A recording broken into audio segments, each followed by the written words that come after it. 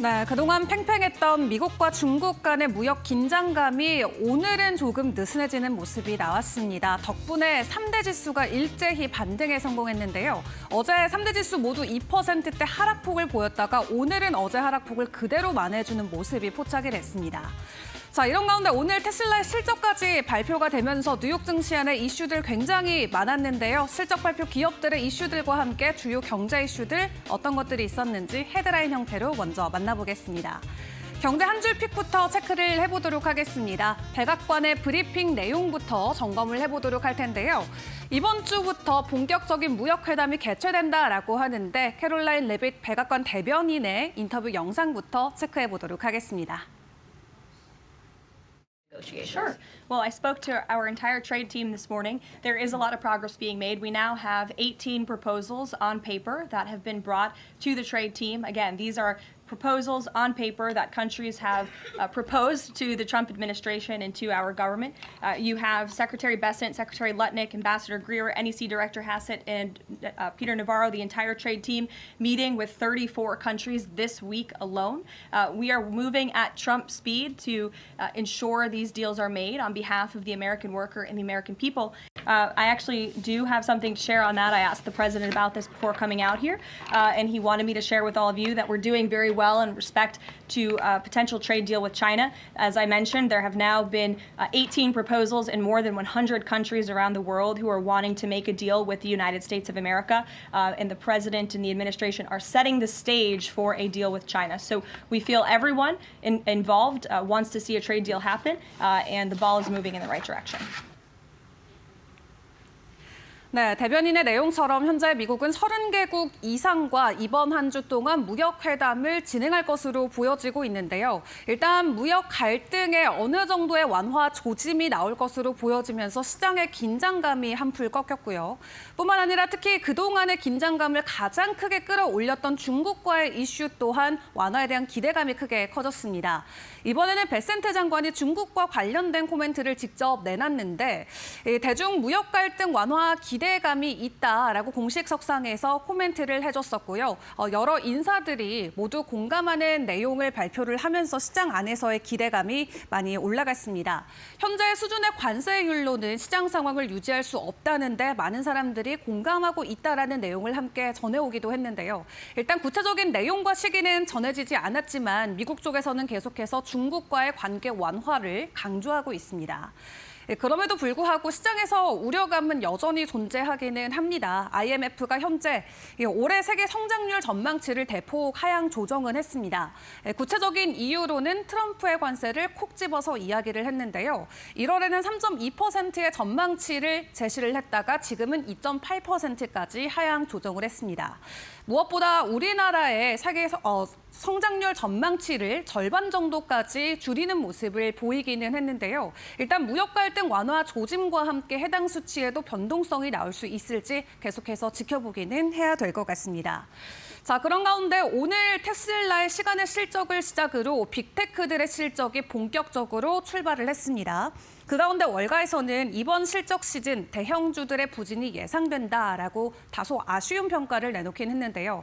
실제로 테슬라 같은 경우도 부진한 실적을 공개하기는 했는데 이번 주부터 쭉 시작될 빅테크들의 실적, 증시에는 어떤 영향력을 미칠지 계속해서 분석을 해보는 게 중요할 것 같습니다. 그런 가운데 어제 3,400달러 선을 돌파했던 금값이 오늘 단 하루 만에 3,500달러까지 재돌파하는 모습을 보였습니다. 다만 앞에서 확인을 해드린 대로 무역 갈등이 완화되는 조짐이 나오자 다시 한번 가격 반락으로 이어지긴 했는데요. 계속해서 사상 최고치 돌파 랠리를 펼쳐왔던 금값, 오늘은 장 막판에 결국 쉬어가는 모습으로 마무리가 됐습니다. 자, 그렇다면 종목 한 줄 픽도 만나봐야겠죠. 오늘의 주인공인 테슬라부터 체크를 해보도록 하겠습니다. 실적 발표가 나왔는데 시장 예상치를 모두 하회하는 수치가 공개가 됐습니다. 다만 장중에는 4%대 가격 상승이 나왔는데요. 현재 시간외에서는 약간의 약보합권을 보여주고 있습니다. 0.2%대 가격 하락이 나오고 있는 상황인데 1분기의 실적만 놓고 봤을 때는 총 매출액이 193억 달러가 나왔습니다. 전년 전년 대비해서 9% 정도의 감소폭을 보였고요. EPS 같은 경우도 현재 70% 정도 급감하는 모습이 나오면서 시장 기대치를 크게 하회하는 모습이 공개가 됐습니다. 그리고 모두가 예상했었던 차량 인도 대수 같은 경우도 시장의 예상치를 좀 엇나가는 수치가 나왔죠. 전년 동기 대비해서 13% 감소했는데요. 33만 6천 대 숫자가 공개가 됐습니다. 다만 시간에서 크게 변동성을 보이고 있지 않는 이유로는 아직 컨퍼런스 콜 시작 전이기 때문으로도 생각을 해볼 수가 있겠습니다. 이 숫자 자체는 워낙 부진할 것이다라는 예상을 이미 하고 있었기 때문에 실제적인 숫자 현재로는 사람들이 크게 반응하고 있진 않은 상황이고요. 다만 컨퍼런스 콜 시작 이후에 어떤 내용들이 공개되냐에 따라서 테슬라의 주가는 시간 외에서 큰 변동성을 보일 수도 있겠습니다. 오늘 6시 반부터 본격적으로 시작이 되는데 저희 시간을 통해서도 실시간 속보 내용으로 여러분과 함께 컨퍼런스 콜 분석을 해드리도록 하겠습니다. 자, 그 가운데 간밤 엔비디아도 반가운 반등을 보였습니다. 어제 아마존이 AI 투자를 축소한다라는 내용이 전해지면서 주가 하락이 나왔었는데 아마존이 공식적으로 축소설에 반박에 나서면서 엔비디아 주가도 간밤 반등에 성공을 해주는 모습이 나왔고요. 그리고 빅테크 종목 안에서 또 지켜볼 이슈로는 메타 이슈도 챙겨봐야겠습니다. 그 인스타그램에서 동영상을 편집하는 앱을 따로 출시한다라고 하는데요. 에디츠를 출시를 하는데 틱톡의 대안이 될 수도 있다라는 가능성이 제기되면서 오늘 주가가 상승으로 마무리가 됐습니다. 자, 그 가운데 실적 전에 실적이 발표됐던 종목들 또 추가적으로 확인을 해봐야겠죠. 방산 관련주들도 오늘 개장하기 전에 실적 공개를 했습니다. 대부분 시장의 예상치를 상회하는 실적을 들고 왔는데 로키드 마틴 같은 경우도 어닝 서프라이즈를 기록하면서 앞으로의 가이던스 또한 긍정적인 모습을 보여주기도 했고요. 그리고 비트코인 같은 경우도 오늘 시간 안에서 9만 달러를 다시 한번 재돌파해 줬습니다. 관세 발효 이후로 처음으로 9만 달러 선을 다시 돌파해주는 모습이 포착이 됐는데요. 다른 빅테크 기업들보다 더 긍정적인 가격 회복력을 보여주면서 시장 안에서 긍정적인 평가가 이어지고 있습니다. 자, 그렇다면 오늘의 시장 상황 조금 더 자세하게 연결을 해서 이야기를 들어보도록 하겠습니다. 오늘은 곽영훈 주식투자연구소 대표와 이야기를 나눠보도록 할 텐데요. 대표님 나와 계실까요? 네, 안녕하십니까? 네, 오늘 반가운 반등 보였습니다. 전반적으로 증시 분위기 어떻게 보셨을까요? 네네. 미국 증시는 미국 무역 협상 기대와 기술주 중심의 반발 매수세가 맞물리면서 강하게 반등을 했습니다. 다우 지수, 나스닥, S&P 500은 상승했고요.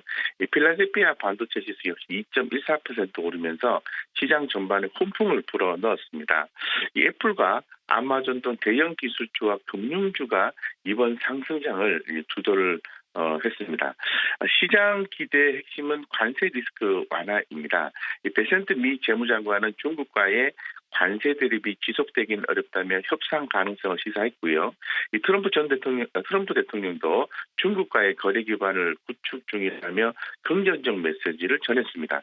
여기에 미국, 인도, 미국, 일본과의 무역 양해약서 발표 가능성도 더해지며 전반적인 투자 심리가 회복되었습니다. 다만 이 IMF는 글로벌 성장률 전망을 하향 조정했는데요. 미국은 1.8%, 중국은 4%로 예상이 되며 실질 관세율이 100년 만에 최고 수준에 이른 만큼 중장기 성장 둔화 우려는 여전하다 이렇게 볼 수 있을 것 같습니다. 또한 이 카시카리 연준 총재는 관세가 인플레이션과 성장 둔화를 동시에 유발할 수 있다고 경고를 하며 이 고용시장 악화 조짐과 함께 미국의 투자 메리트도 약화 가능성까지 언급했습니다. 결론적으로는 협상 기대가 단기 상승에 촉매가 되고 있지만 이 IMF 전망과 연준의 정책 불확실성은 여전히 시장의 하방 리스크로 남아 있습니다. 이 투자자들은 기대와 우려가 공존하는 흐름 속에서 변동성에 대비한 전략이 필요해 보인다 이렇게 말씀드리겠습니다. 네, 무역 갈등과 관련돼서 협상 기대감 시장 안에 긍정적인 요인으로 있지만 아직까지도 불확실성이 많다 말씀을 주셨는데요. 그렇다면 우리가 오늘 시장에서 조금 더 주목해볼 이슈와 종목들 어떤 것들이 있었을까요? 네, 미국 증시는 기술주 중심의 반등이 두드러졌고요. 이 엔비디아는 중국 전용 AI 칩 개발 소식에 2% 넘게 상승을 했습니다. 이 테슬라도 머스크 복귀 기대감과 로보택시 생산 계획 발표로 인해서 4.6% 강세를 보였습니다. 마이크론, TSMC 등 반도체 전반이 동반 반등을 하면서 이 필라델피아 반도체 지수도 상승을 했죠. 미중 갈등 완화 기대도 긍정적으로 작용을 좀 하고 있습니다. 전반적으로 어떤 그 무역 협상 기대감에 온풍이 좀 불어올 것 같고요. 이 친환경 에너지 업종도 돋보였습니다. 이 퍼스트 솔라는 동남아 태양광 패널에 대한 고율 관세 수혜 기대에 10% 넘게 급등을 했습니다. 이 풍력과 AI, 양자 컴퓨터, 우주항공 관련 테마도 동반 가능성 강세를 나타냈다 이렇게 말씀드리겠습니다. 다만 이 방산주는 이 우크라이나 전쟁 완화 기대감과 실적 부진으로 네이션, 노스롭 그로먼 등이 큰 폭으로 하락했고 금과 일부 농산물은 달러 반등과 금리 상승 영향으로 약세를 보였습니다. 전반적으로 기술주 중심의 반등과 무역 협상 기대가 시장 상승을 이끌었지만 이 실적 시즌과 정책 불확실성은 여전히 시장의 변동성을 키우는 요인이라고 볼 수 있습니다. 따라서 국내 증시도 정책 수혜주와 실적 모멘텀이 겹치는 종목군 위주로 접근이 가능한 전략이 필요하다 이렇게 말씀드리겠습니다.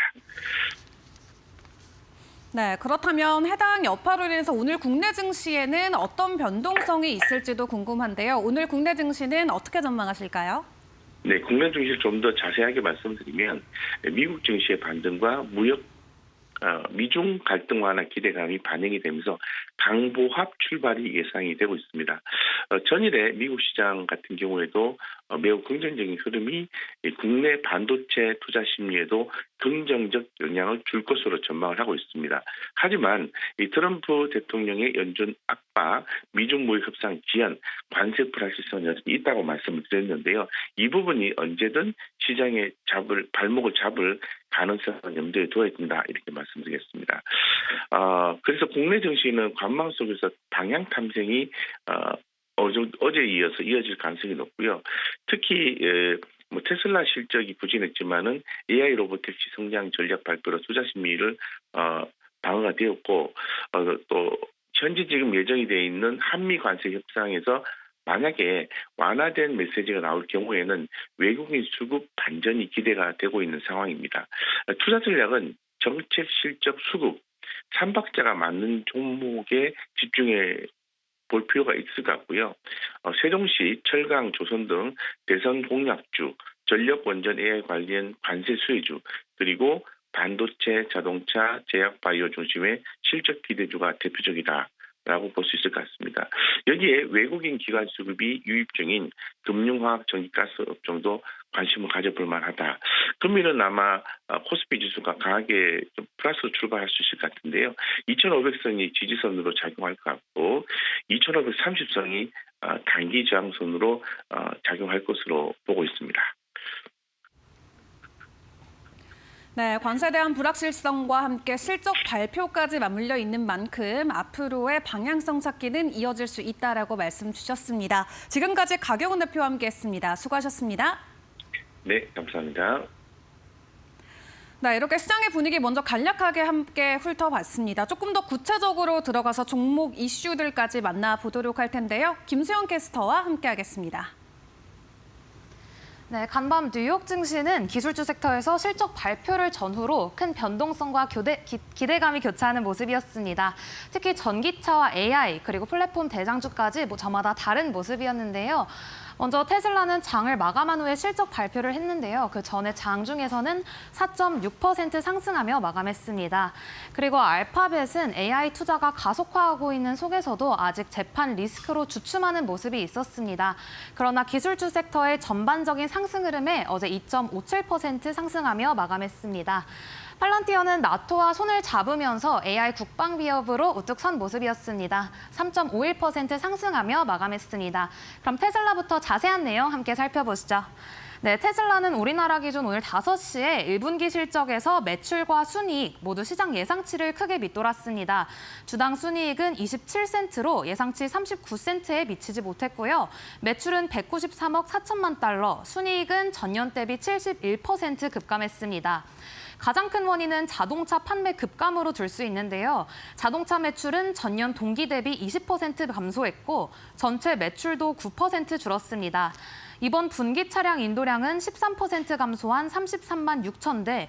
이는 모델 Y SUV 업그레이드 과정에서 생산 라인이 일시 중단된 데 따른 것으로 공장 운영이 일부 멈추면서 출하량에도 직접 타격이 간 셈입니다. 네, 이렇게 되면서 테슬라 어제 4.6% 상승하면서 마감했지만 장 마감 후에는 주가 떨어지는 모습이 있었습니다. 네, 다음 구글의 모회사 알파벳이 이번 분기 실적 발표를 앞두고 있습니다. AI 기술 투자에 속도를 내며 주가 반등 기대감이 커지고 있는데요. 한편으론 미국 정부와의 재판이라는 큰 산도 함께 넘어야 합니다.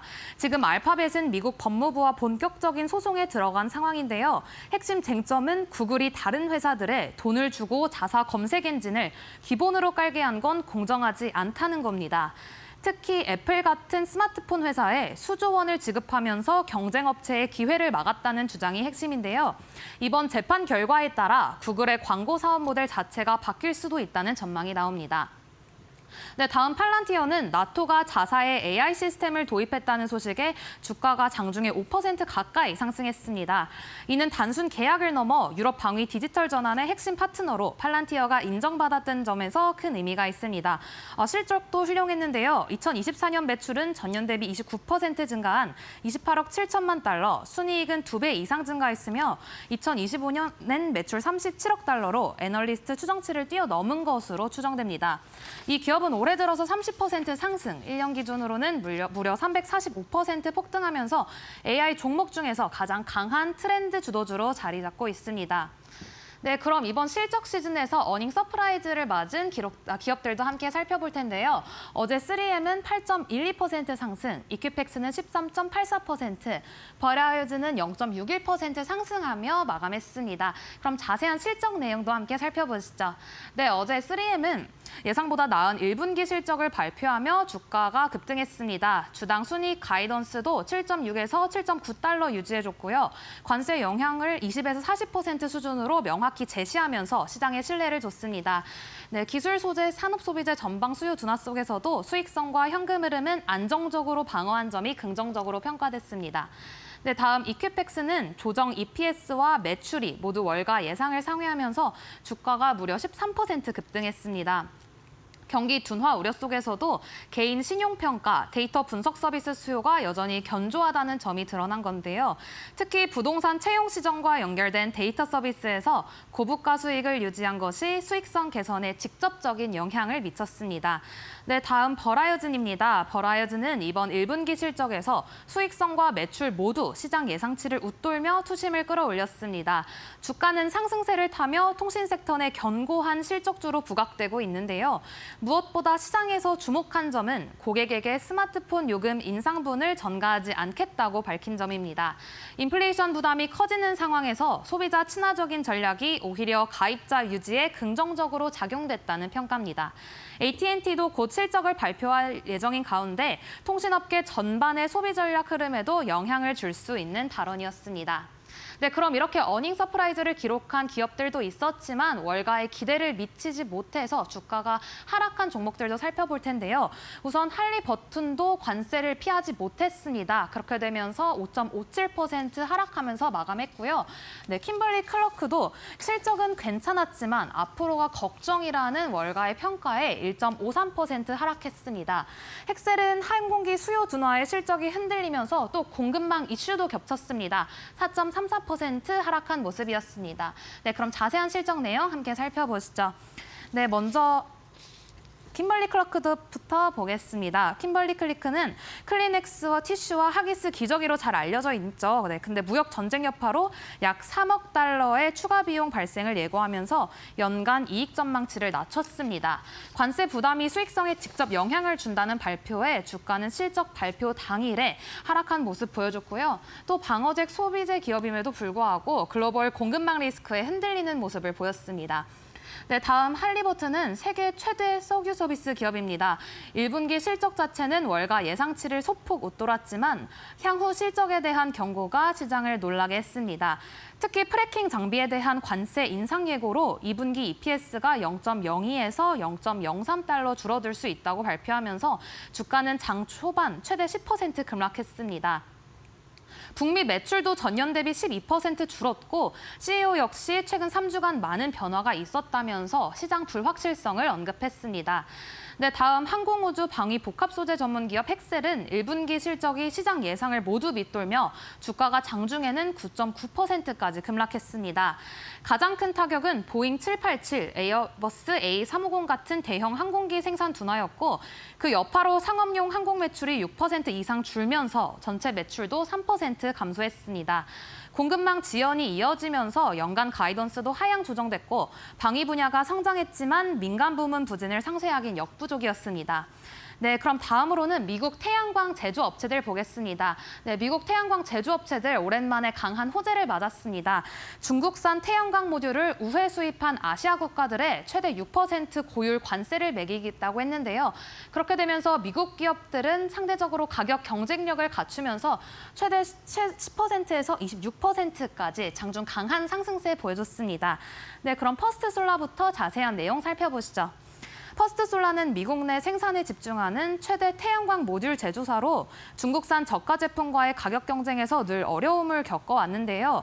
이번 관세 부과 조치로 수입품 가격이 급등하게 되면서 퍼스트솔라의 가격 경쟁력이 되살아났습니다. 실제로 어제 장 초반에는 주가가 13% 급등했고 특히 텍사스 신규 공장 가동이 본격화되면서 생산 능력 확장과 함께 IRA 보조금 수혜까지 동시에 기대되고 있습니다. 네, 다음 소노바 에너지입니다. 소노바는 패널 제조보다는 태양광 설치 및 관리 솔루션을 제공하는 기업인데요. 이번 관세 소식에 직접적 타격은 아니지만 미국 내 제조업체들의 회복세가 빨라지면서 설치 수요도 함께 증가할 수 있다는 기대가 반영됐습니다. IRA 법안의 세액 공제와 맞물리면서 태양광 보급 확대의 수혜주로 꾸준히 꼽히고 있고요. 네, 다음 솔라엣지는 태양광 발전에 필수적인 인버터 기술을 선도하고 있는 글로벌 강자입니다.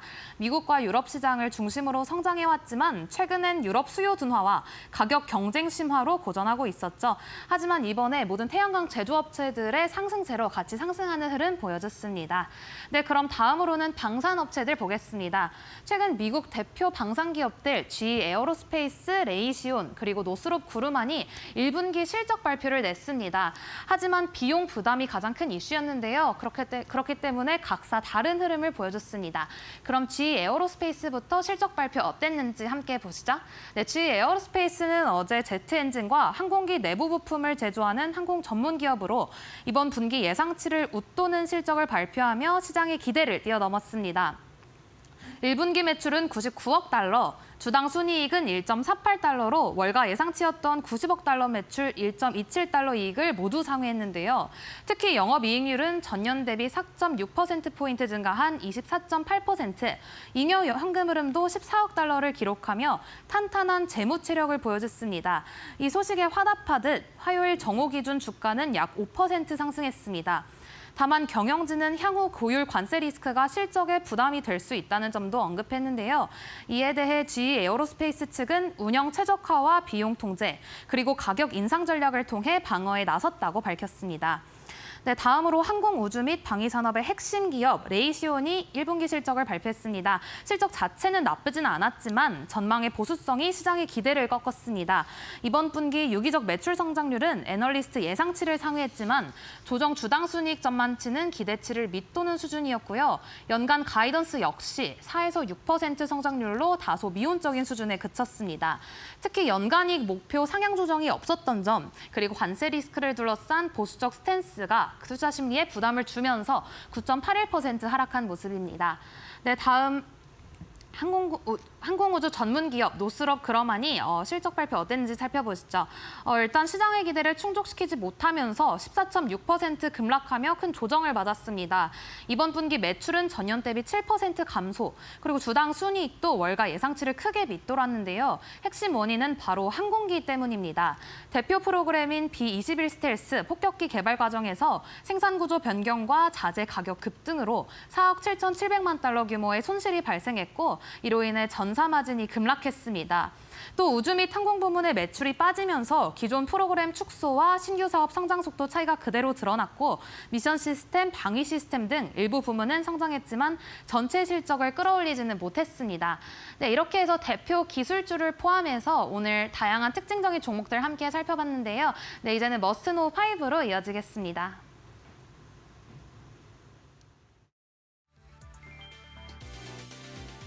수출 막히자 반격 나선 엔비디아. 엔비디아가 중국 시장에서 유리한 입지를 다지기 위해 중국 특화 칩을 개발할 것이라는 주장이 나왔다. 글로벌 정보기술 전문 매체 WCCF 테크는 21일 엔비디아가 인공지능 칩을 100% 중국 대상으로 만들어 공급망 불확실성을 보장할 계획이라고 보도했다. 앞서 트럼프 대통령은 엔비디아 AI 칩인 H20의 중국 수출 제한 조치를 발표했다. 엔비디아의 중국 매출이 수십억 달러에 달한다는 점을 감안할 때 회사 측은 막대한 손실이 불가피한 상황이었다. 중국과의 무역에 있어 싱가포르와 말레이시아 등 여러 국가가 관련돼 있다는 점을 감안할 때 엔비디아의 중국에 대한 매출은 추정 수치를 훨씬 초과할 것이라는 관측이 나오는 상황이었다. 이처럼 중국은 현재 엔비디아에게 매우 중요한 국가이기 때문에 젠슨 황 최고 경영자는 미국의 수출 통제 이후 중국으로 대안 마련을 위한 인력을 급히 파견한 것으로 전해진다. 이후 중국 특화 칩 생산 결정이 도출됐다는 것이다.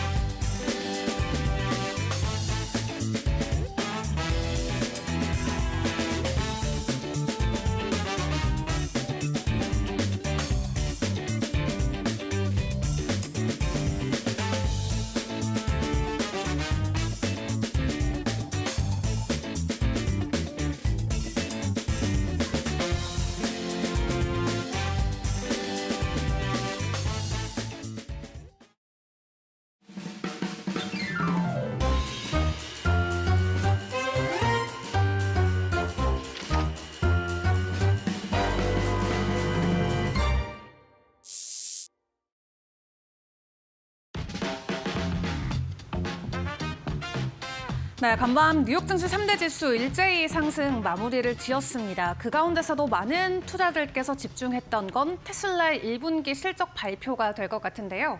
오늘 장 마감 이후 실적 공개가 됐습니다. 일론 머스크 CEO의 정치적인 행보 때문에 테슬라의 브랜드 이미지 자체에 큰 훼손이 생기자 이번 1분기 실적 그 어느 때보다도 더 큰 주목을 받았습니다. 일단 구체적인 실적부터 좀 확인을 해보도록 하겠습니다. 지난 1분기 실적에서 일단 시장의 기대치를 밑도는 수치를 공개를 했습니다.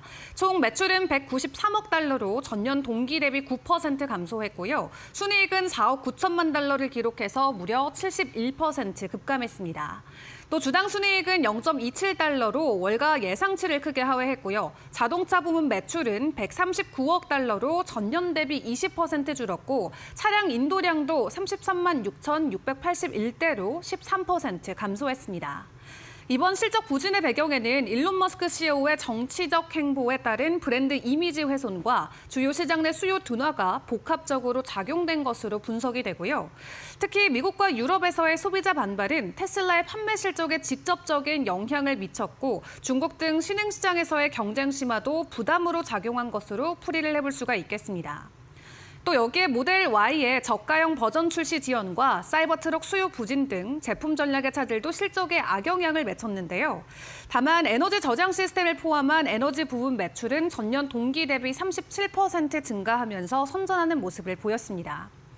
또 테슬라는 자율주행 소프트웨어 고도화나 슈퍼컴퓨터 투자 등 미래 기술 경쟁력 확보에도 박차를 가하는 모습을 계속 보여주고 있고요.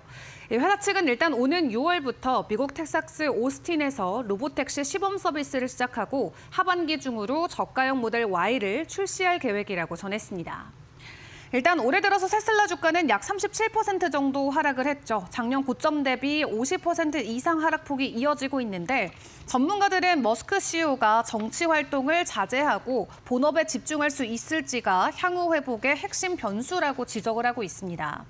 그레나이트 쉐어즈의 한 전문가의 의견에 따르면 일단 올 한 해 동안 테슬라 투자자들은 테슬라를 잊고 내년 이후의 반등을 기대하는 게 바람직할 것이다라는 코멘트를 내놓기도 했고요.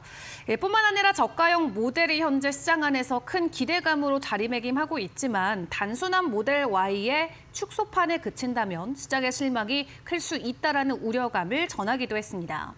또 최근 CNBC가 진행했던 여론조사에 따르면 미국인의 절반 가까이는 테슬라와 머스크에 대한 부정적인 인식을 갖고 있는 것으로 나타났는데요.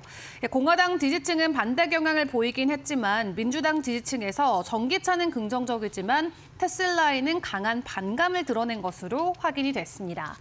일단 구체적인 어닝콜 현재 시각인 6시 30분부터 본격적으로 진행이 되는데요. 현재 시간 외에서 주가 변동성이 크게 나오지 않았던 이유도 바로 여기에 있겠습니다. 본격적인 어닝콜과 함께 시간 외에서 테슬라 변동성 어떻게 나와줄지 계속해서 저희 시간에 함께 확인을 해보시면 될 것 같습니다. 자, 그런 가운데 오늘 뉴욕 증시 3대 지수가 일제히 상승할 수 있었던 가장 큰 이유는 사실 이 이슈에 있겠습니다. 미국과 중국의 무역 합의가 순조롭게 진행되고 있다라는 소식을 여러 이해 관계자들을 통해서 재차 확인을 했는데요.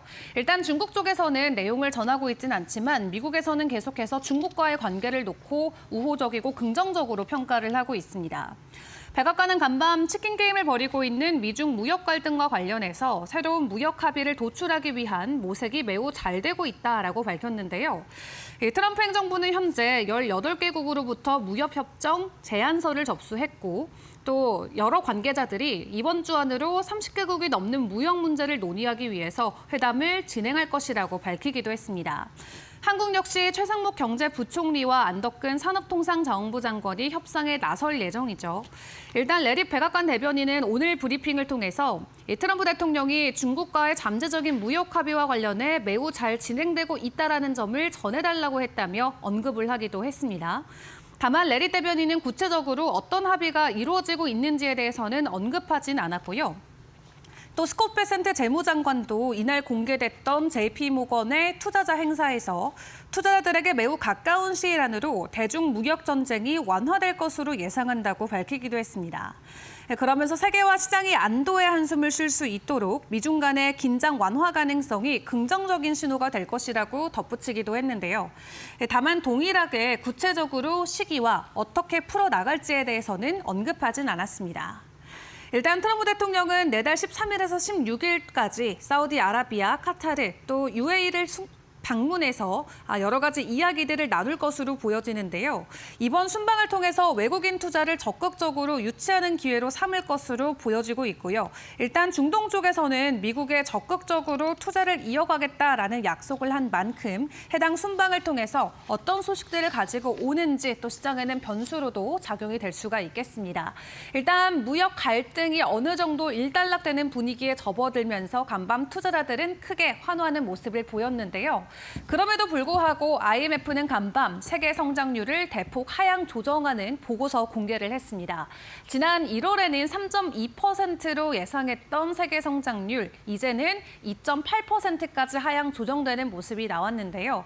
구체적인 이유로는 트럼프 대통령의 관세를 이유로 꼽기도 했습니다.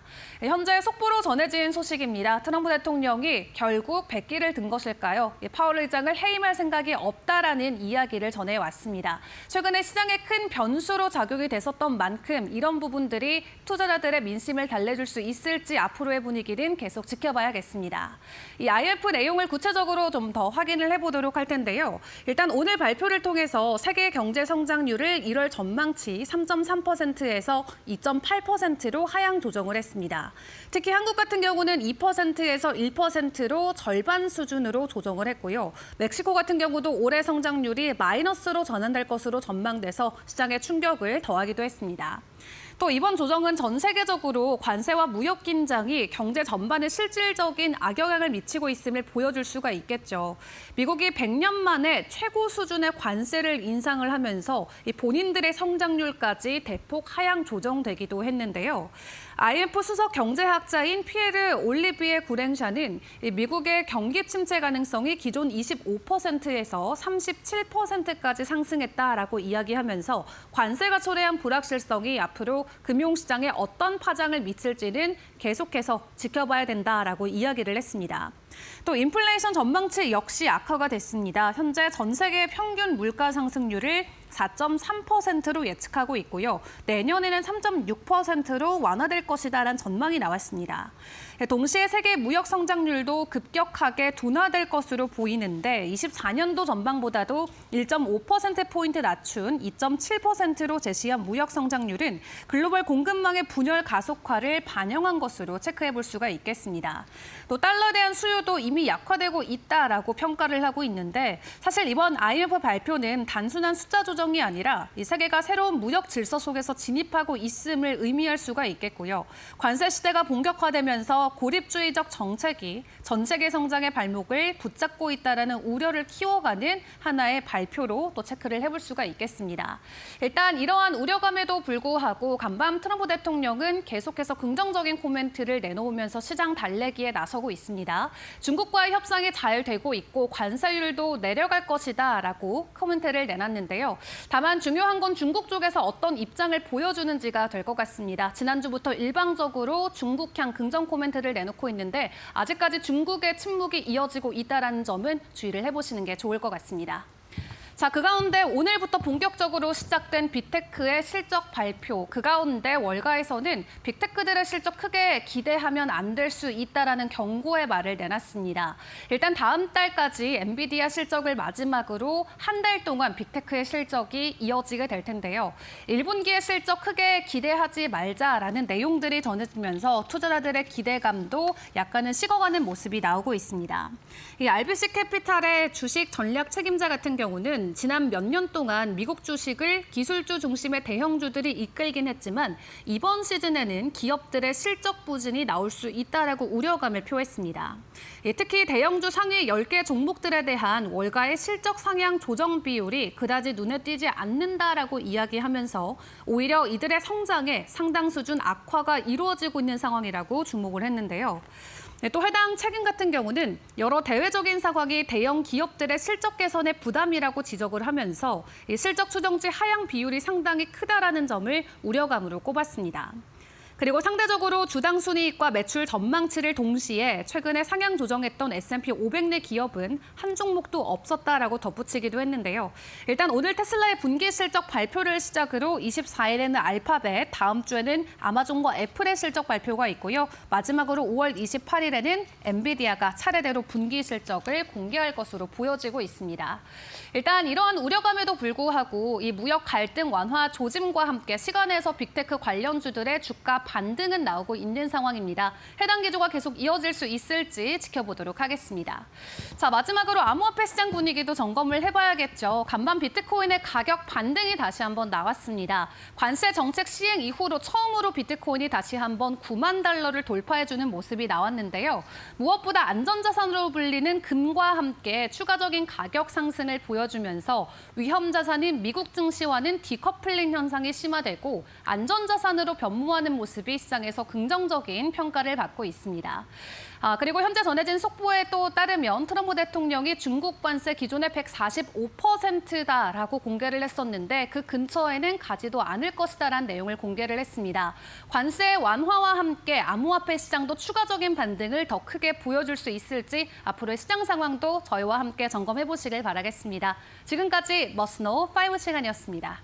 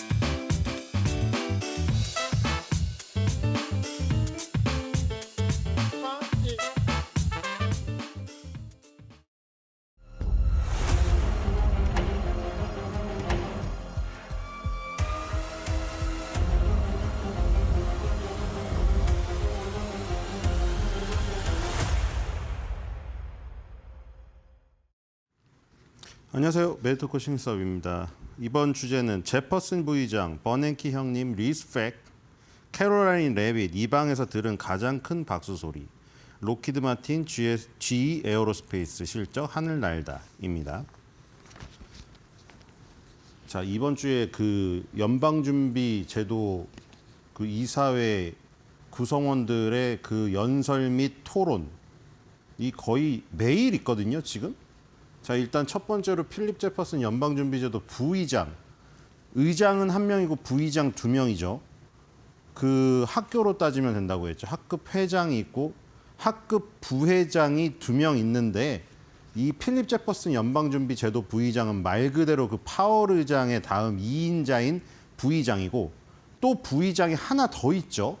금융감독 부의장이 있었죠. 연방준비은행 제도 그 은행들을 연방준비 은행들을 감독하는 그 뭐 스트레스 테스트하고 이런 사람 그게 이제 마이클 바 이사의 임원이자 그 금융감독 부의장이었는데 트럼프 정권 들어서서 자진 사퇴했고 물론 이사회 임기는 한 치 앞 뭐 계속 보이지 않을 정도로 길다. 그 이사회 임원이 그렇게 표현했잖아요. 임기가 너무 보이지 않을 정도로 길다고. 그리고 이제 거기서 보우먼 이사가 임명이 됐죠. 보우먼 원래 이사였는데 금융감독 부의장. 그러니까 부의장, 금융감독 부의장하고 부의장, 파월 의장까지 이런 직책이고 다 이 의장 1명, 부의장 2명도 다 이사의 멤버예요. 그렇죠? 7인의 이사의 멤버잖아요. 그중에 이제 직책을 맡은 사람이 있는 것이고 직책을 맡지 않고 그냥 이사가 있는 것이죠. 파월 의장이 의장직을 그만두더라도 이사의 임기는 계속됩니다. 마이클 바 금융감독 부의장도 금융감독 부의장을 내놨지만 이사는 계속하고 있는 거죠. 그 직책을 그냥 보우먼 이사에게 넘겨준 것뿐입니다. 그렇죠? 그래서 어쨌든 간에 지금 그 의장 다음에 2인자인 필립 제퍼슨 연방준비제도 부의장이 연설했고요.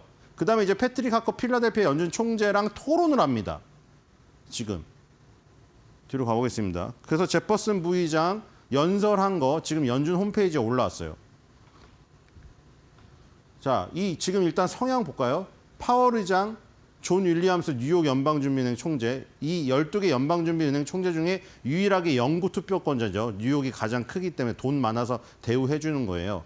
그다음에 필립 제퍼슨 부의장. 자, 이 3명이 다 흑백으로 되어 있죠. 중립입니다. 이른바 올빼미파예요. 매파랑 비둘기파가 있고 올빼미파가 있잖아요. 올빼미파는 눈알을 양쪽으로 굴리면서 똑똑하게, 현명하게, 와이즈하게, 그렇죠? 왔다 갔다 하는 거예요. 왔다 갔다 하는 게 아니라 중립을 지키는 겁니다. 가장 최근에 제퍼슨의 견해는 일반적으로 파월 연준 의장의 견해와 일치한다고 지금 나와 있습니다.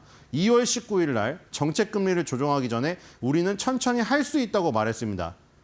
그러니까 신중히 하겠다는 거죠. 파월 의장하고 제퍼슨 부의장의 의견은 일치합니다. 나머지 1명 금융감독 부의장 보우먼 이사는 뭡니까? 그분은 대표적인 매파잖아요. 그런데 왜 트럼프가 금리 인하를 주장하면서도 그 매파를 안 쳤을까요? 매파는 금리 인상을 통해 가지고 물가를 통제하는 쪽에 방점을 찍는 중요도를 두는 쪽이잖아요. 금융 감독에 있어서는 비둘기적인 측면을 보였기 때문이에요. 은행 감독하는 데 있어서는 스트레스 테스트를 안 주고 은행을 대출을 원활하게 하게 하는 그쪽이었기 때문에 그걸 보고 보우먼 이사를 임명한 겁니다. 보우먼 이사를 금감독 부의장으로 임명을 했죠. 그리고 보우먼 이사는 고맙다고 했고요. 그리고 이제 우리가 연준이라고 불리우는, 그렇죠? 이 연준이라고 불리우는 게 사실 연방준비제도 시스템이라고 얘기를 드렸죠. 이 시스템은 지금 어떻게 굴러가고 있나요? 이 제퍼슨 부의장의 이 연설을 지금 보기 전에 이 연준의 어떤 시스템의 그 이중 책무, 파월 의장도 맨날 이중 책무를 말하고 모든 연준 이사의 멤버가 나와서 연설할 때 항상 이중 임무. 이분도 말해요. 이중 임무. 그걸 잊지 않는 거예요. 이분들이 그걸 잊는다면 사실 잔려도 할 말이 없는 것이죠. 아무리 독립성을 보증해 준다지만 저렇게 이중 임무를 잊고 저 많은 연봉을 받으면서 자기 할 일을 안 한다? 잔려도 무방합니다. 그렇죠? 그렇기 때문에 이중 임무를 항상 저렇게 되뇌이고 있는 걸 수도 있습니다. 연준의 이중 임무는 뭡니까? 물가 안정과 최대 고용이죠. 이 이중 책무를 다하기 위해서 금리라는 카드를 쓰는 것이고 금리 인상을 통해서 최대 고용 쪽보다는 물가를 안정시키는 쪽에 중점을 두는 쪽이 매파이고 그다음에 비둘기파는 이 물가 안정보다는 물가가 조금 오르는 한이 있더라도 금리 인하를 통해서 최대 고용에 중점을 두는 것이 비둘기파입니다. 그다음에 아까 흑백을 봤듯이 올빼미파, 이렇게 매파와 비둘기파와 올빼미파가 버무려져 가지고 금리라는 카드를 활용하여 인상 인하, 동결 이런 결정을 계속하는 그 과정을 거치면서 결과론적으로는 결국 연준의 이중 책무인 최대 고용과 물가 안정을 위해서 열심히 노력하는 그 집단, 시스템, 이게 바로 연준입니다. 그리고 필립 제퍼슨 부의장은 아까 말한 대로 2인자이고 의장 다음에, 그리고 지금 저깁니다. 올빼미파라고 말씀드렸죠. 중립이라고. 자, 경제적 이동성과 이중 임무라는 주제로 연설했습니다. 펜실베니아주 필라델피아에서 열린 필라델피아 연방주민의 경제 모빌리티 서밋에 참여해서 했고요. 이렇게 연준 홈페이지에 들어가면 이 지금 스케줄이 쫙 나와 있고요. 미국 시간으로 오전 9시에 연설을 했죠. 자, 4월 22일 경제적 이동성과 이중 임무에서 했습니다. 여기서 지금 뭐 감사합니다 하면서 시작을 했고요. 자, 그리고 여기서 버냉키가 등장합니다. 그래서 제가 아까 전에 제퍼슨 부의장 버냉키 형님 리스펙이라고 한 것이죠. 자, 버냉키 거의 역사의 한 획을 그신 분이죠. 그렇죠? 폴 볼커 의장은 인플레이션을 때려잡으려고 인플레이션 파이터로서 유명하신 분이었고, 어떻게 보면 완전 매파겠죠. 결과론적으로. 그다음에 버냉키는 결과론적으로 어떻게 했습니까? 완전 비둘기파. 그렇죠? 헬리콥터 버냉키라는 별명이 있었잖아요. 돈을 왕창 뿌리면서 달러로 마구 뿌려가지고 금융위기를 넘겼던. 그렇죠? 그분의 명언을 공유하면서 시작했습니다. 경제적 기회의 평등은 분명히 우리의 공정성에 호소하지만 동시에 우리 경제를 강화하기도 합니다. 각자가 자신의 재능을 최대한 개발하고 적용할 수 있다면 개인과 경제 모두에게 이익이 될 것입니다. 자, 이런 얘기를 했는데 무슨 얘기냐면은, 자, 이중 의무 맨날 강조하죠. 연준의 이중 의무, 최대 고용과 물가 안정. 그것을 연준이 열심히 만약에 하려고 노력을 하면 과연 경제적 이동성이 촉진될 것인가? 우리가 흔히 지금 뉴스나 신문에서 보시는 그 경제적 사다리입니다. 10대 후반에서 20대 초반 젊은이들 혹은 20대 뭐 중반 30대 초반까지 계속 그 윗세대들을 욕하면서 사다리를 끊어버렸다 하는 그 사다리랑 이 사다리랑 똑같은 개념이에요. 그렇죠? 지금 20, 30대들하고 5, 60대, 뭐 60대 이상하고 완전 갈라진 결정 여러 가지 이유가 있겠지만 정치적 견해도 다르고 경제적인 부분으로서 싸우고 있는 거 아니에요? 결국 60대 이상은 이미 뭐 부동산을 통해서 사다리를 타고 혼자 다 천국으로 가버렸고 버스를 타고 떠나버렸고 거기서 사다리를 딱 끊어버리니까 이제 20, 30대는 갈 곳이 없다는 지금 그 불만인 거 아니에요. 그렇죠? 근데 이 경제적 사다리 그게 뭐 남자 여자 그 여성 남성 성별끼리도 있을 것이고 저학력자 고학력자끼리도 있을 것이고 아까 말했듯이 세대별로도 있을 것입니다. 그러니까 그 말을 하는 거예요. 과연 연준이 뭐 연준의 의무는 아닙니다. 그게 경제적 사다리를 이어주는 게 의무는 아니지만 연준의 이중 의무를 했을 때 경제적 사다리가 튼튼하게 이어질 수 있느냐에 대한 주제로 얘기를 한 겁니다. 자, 여기서 뭐 지금 뭐 필립 제퍼슨 부의장이 그 파월 의장처럼 지금 뉴스에 나올 것처럼 트럼프한테 공격당한 것처럼 트럼프한테 공격을 한 것처럼 기사가 쓰여지게끔 한 발언은 없었어요. 파월 의장은 의도한 바는 모르겠으나 지금 파월 의장의 한 발언 때문에 이 트럼프가 계속 공격을 하고 있잖아요. 정치적인 견해에 피력하지 말라고. 아니 자기가 임명해놓고 공화당에서 이 상원에서 통과시켜놨는데도 불구하고 정치적 견해란 계속 얘기를 하고 있어요. 근데 어제 필립 제퍼슨 부의장이 한 얘기에서는 뭐 인플레이션이 우려가 뭐 크다 이런 얘기를 안 했기 때문에 그런 공격을 받을 기사는 쓰이지 않을 겁니다. 자, 이게 뭐냐면은 그겁니다. 자, 이 지금 고졸부터 뭐 대졸 그리고 아주 좋은 대학교를 나온 사람들 다 합쳐가지고 이 지금 인플레이션에 대한 얘기입니다. 교육에 대한 실업률에 대한 얘기입니다. 자, 여기 초록색이 제일 저학력자예요. 근데 이걸 뭘 의미하냐면 지금 2025년도에 들어서가지고 실업률이 다 안정이 됐는데 문제는 차이가 없다는 거예요. 지금 우리가 연준이 열심히 노력을 해서 이걸 봤더니 고졸이던 대졸이던 실업률이 다 떨어졌다는 겁니다. 연준의 이중 책무 기억하시죠? 지금 인플레이션하고 이 물가 안정하고 최대 고용인데 실업률은 뭐에 관계된 겁니까?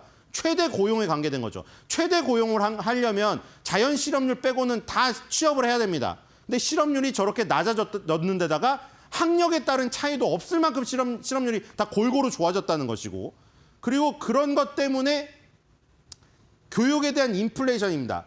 고등학교 교육 학비가 제일 많이 들기 때문에 그 얘기를 하는 건데, 고등학교 학비가 차이가 없어졌다는 거예요. 지금 고등학교 학비가 지금 저기에 따라서 생활 형편에 따라서 차이가 없어졌다는 겁니다. 그러니까 지금 이렇게 되니까 어떻게 됐냐면은 나중에 대학교들을 졸업하고 여러 대학교를 졸업하고 혹은 고졸 다 나가가지고 별로 차이가 없다는 겁니다. 결국 말하고자 하는 건 뭐냐면은 우리가 연준의 의무에는 경제적 사다리에 대한 의무는 없는데, 우리가 물가 안정과 최대 고용을 위해서 열심히 노력하다 보니까 저렇게 고졸 그리고 고등학교 학비 이런 거에 따라서 나중에 대학교를 졸업하건 고졸을 잡거나 사회에 나와서 별로 차이가 없을 만큼 좋아졌다는 거예요. 지금. 그러니까 우리가 열심히 하다 보면은 경제적 사다리가 된다. 이 얘기를 하는 겁니다. 자, 두 번째는 캐롤라인 랩이 이 방에서 들은 가장 큰 박수 소리. 자, 어제 이제 중요한 또 키포인트가 상당히 많이 있었죠. 자, 일단 트럼프의 일정들이 나왔죠. 일단 교황이 돌아가셨기 때문에 그 장례식에 참석하기로 했고요. 바티칸으로 가죠, 로마. 그다음에 중동에 5월 13일부터 5월 16일까지 사우디아라비아, 카타르, 아랍에미리트 방문 예정입니다. 자, 그다음에 노르웨이 총리가 이제 실무 방문을 하죠. 벌써 13번째 국가 원수 방문이라고 강조를 했고요. 자, 그다음에 이제 트럼프 효과에 대한 기사나 뭐 자료들 다 첨부해서 또 정책을 이제 홍보를 해야 되니까요. 트럼프 효과로 월스트리트 저널에 실린 거 얘기를 했습니다. 이 정책적인 효과가 지금 나타나고 있다. 뭐 여기서는 사실 국경에 대한 얘기를 많이 했습니다. 이 불법 이민자들이 이제 아예 못 들어온다. 99%가 막혀 있다는 거. 그게 실린 것이고요. 자, 그다음에 이제 관세 때문에 일어난 일들 또 이제 홍보를 했습니다. 로이터에서 나온 것들 다 첨부를 했고요. 로슈가 투자를 결정했다. 그다음에 리제네론도 투자를 결정했다. 자, 지금 제약 바이오 업체들이 이런 투자를 많이 결정했다는 것들. 이 뭐 미국인들이 의약품을 싸게 뭐 지금 해야 되는데 미국에서 생산해서 미국인들에게 싸게 공급하는 거. 이게 목표다. 이렇게 얘기를 했고요. 그다음에 그동안 사실 이 지금 옆에 보시면 여기 지금 이런 차림의 이분들도 이제 나오죠. 여기에 항상 맨날 이제는 새로운 미디어들 있죠. 뉴 미디어.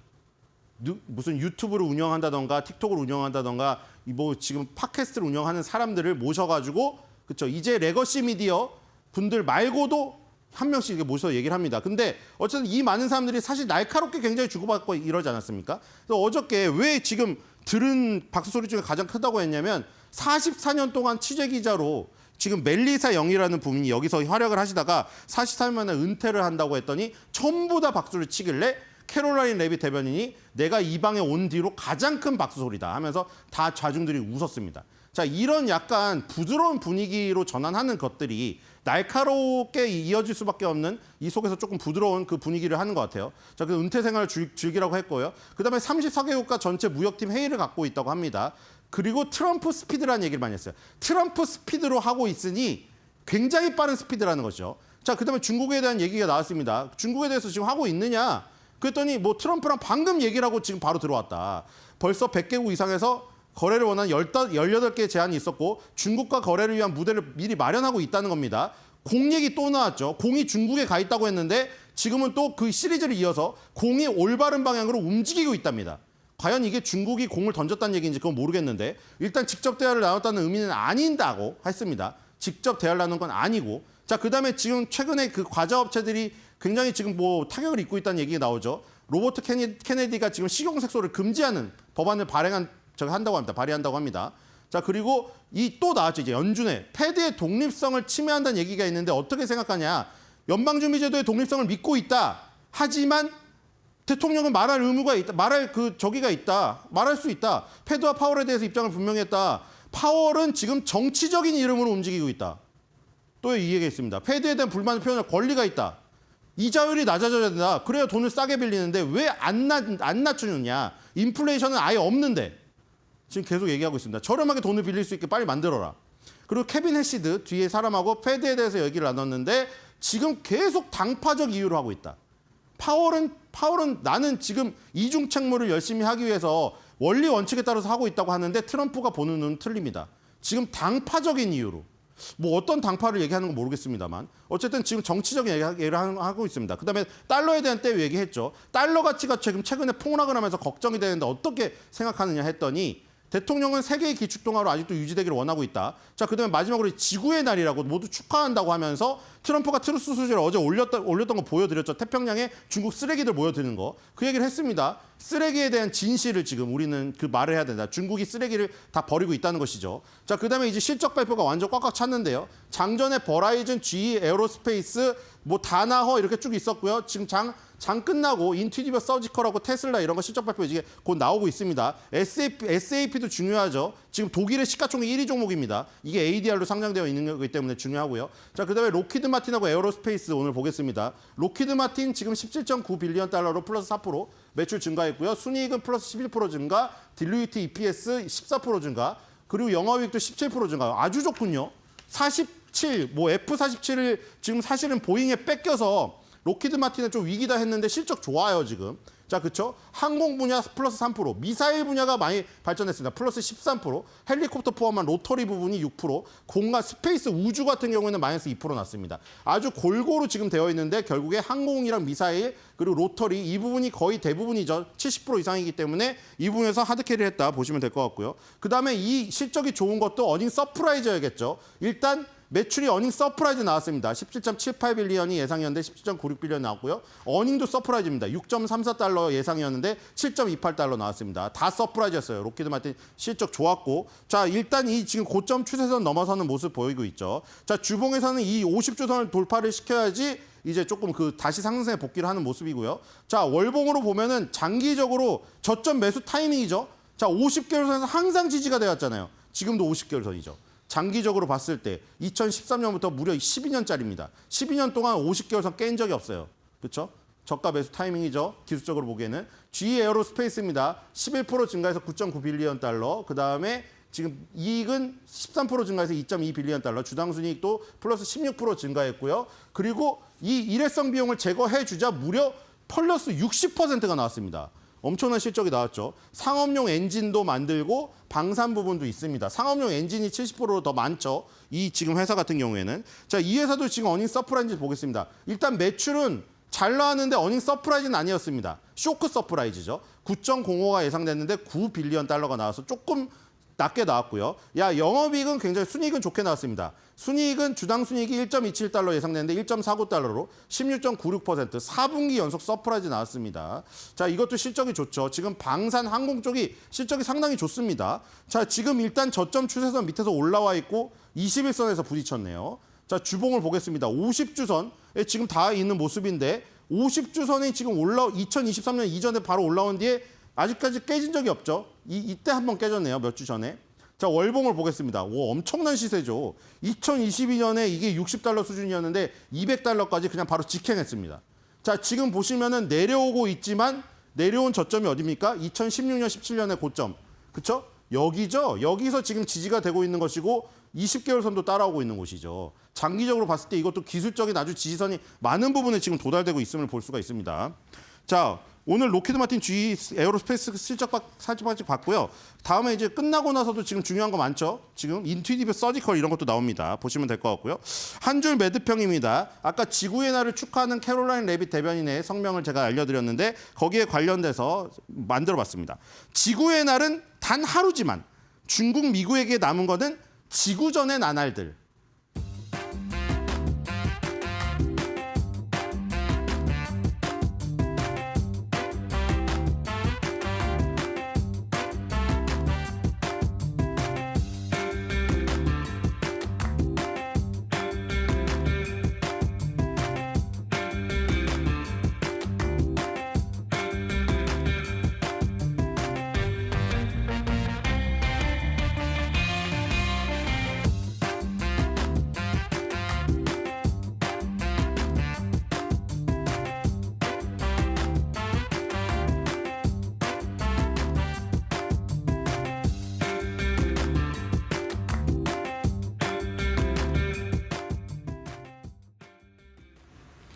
네, 간밤 뉴욕 증시 3대 지수가 일제히 상승 마무리를 지었죠. 어제 3대 지수가 모두 2%대 하락을 보였다가 오늘은 어제 하락을 그대로 말아 올려주는 모습이 나왔습니다. 3대 지수 일제히 2% 넘게 반등을 했고요.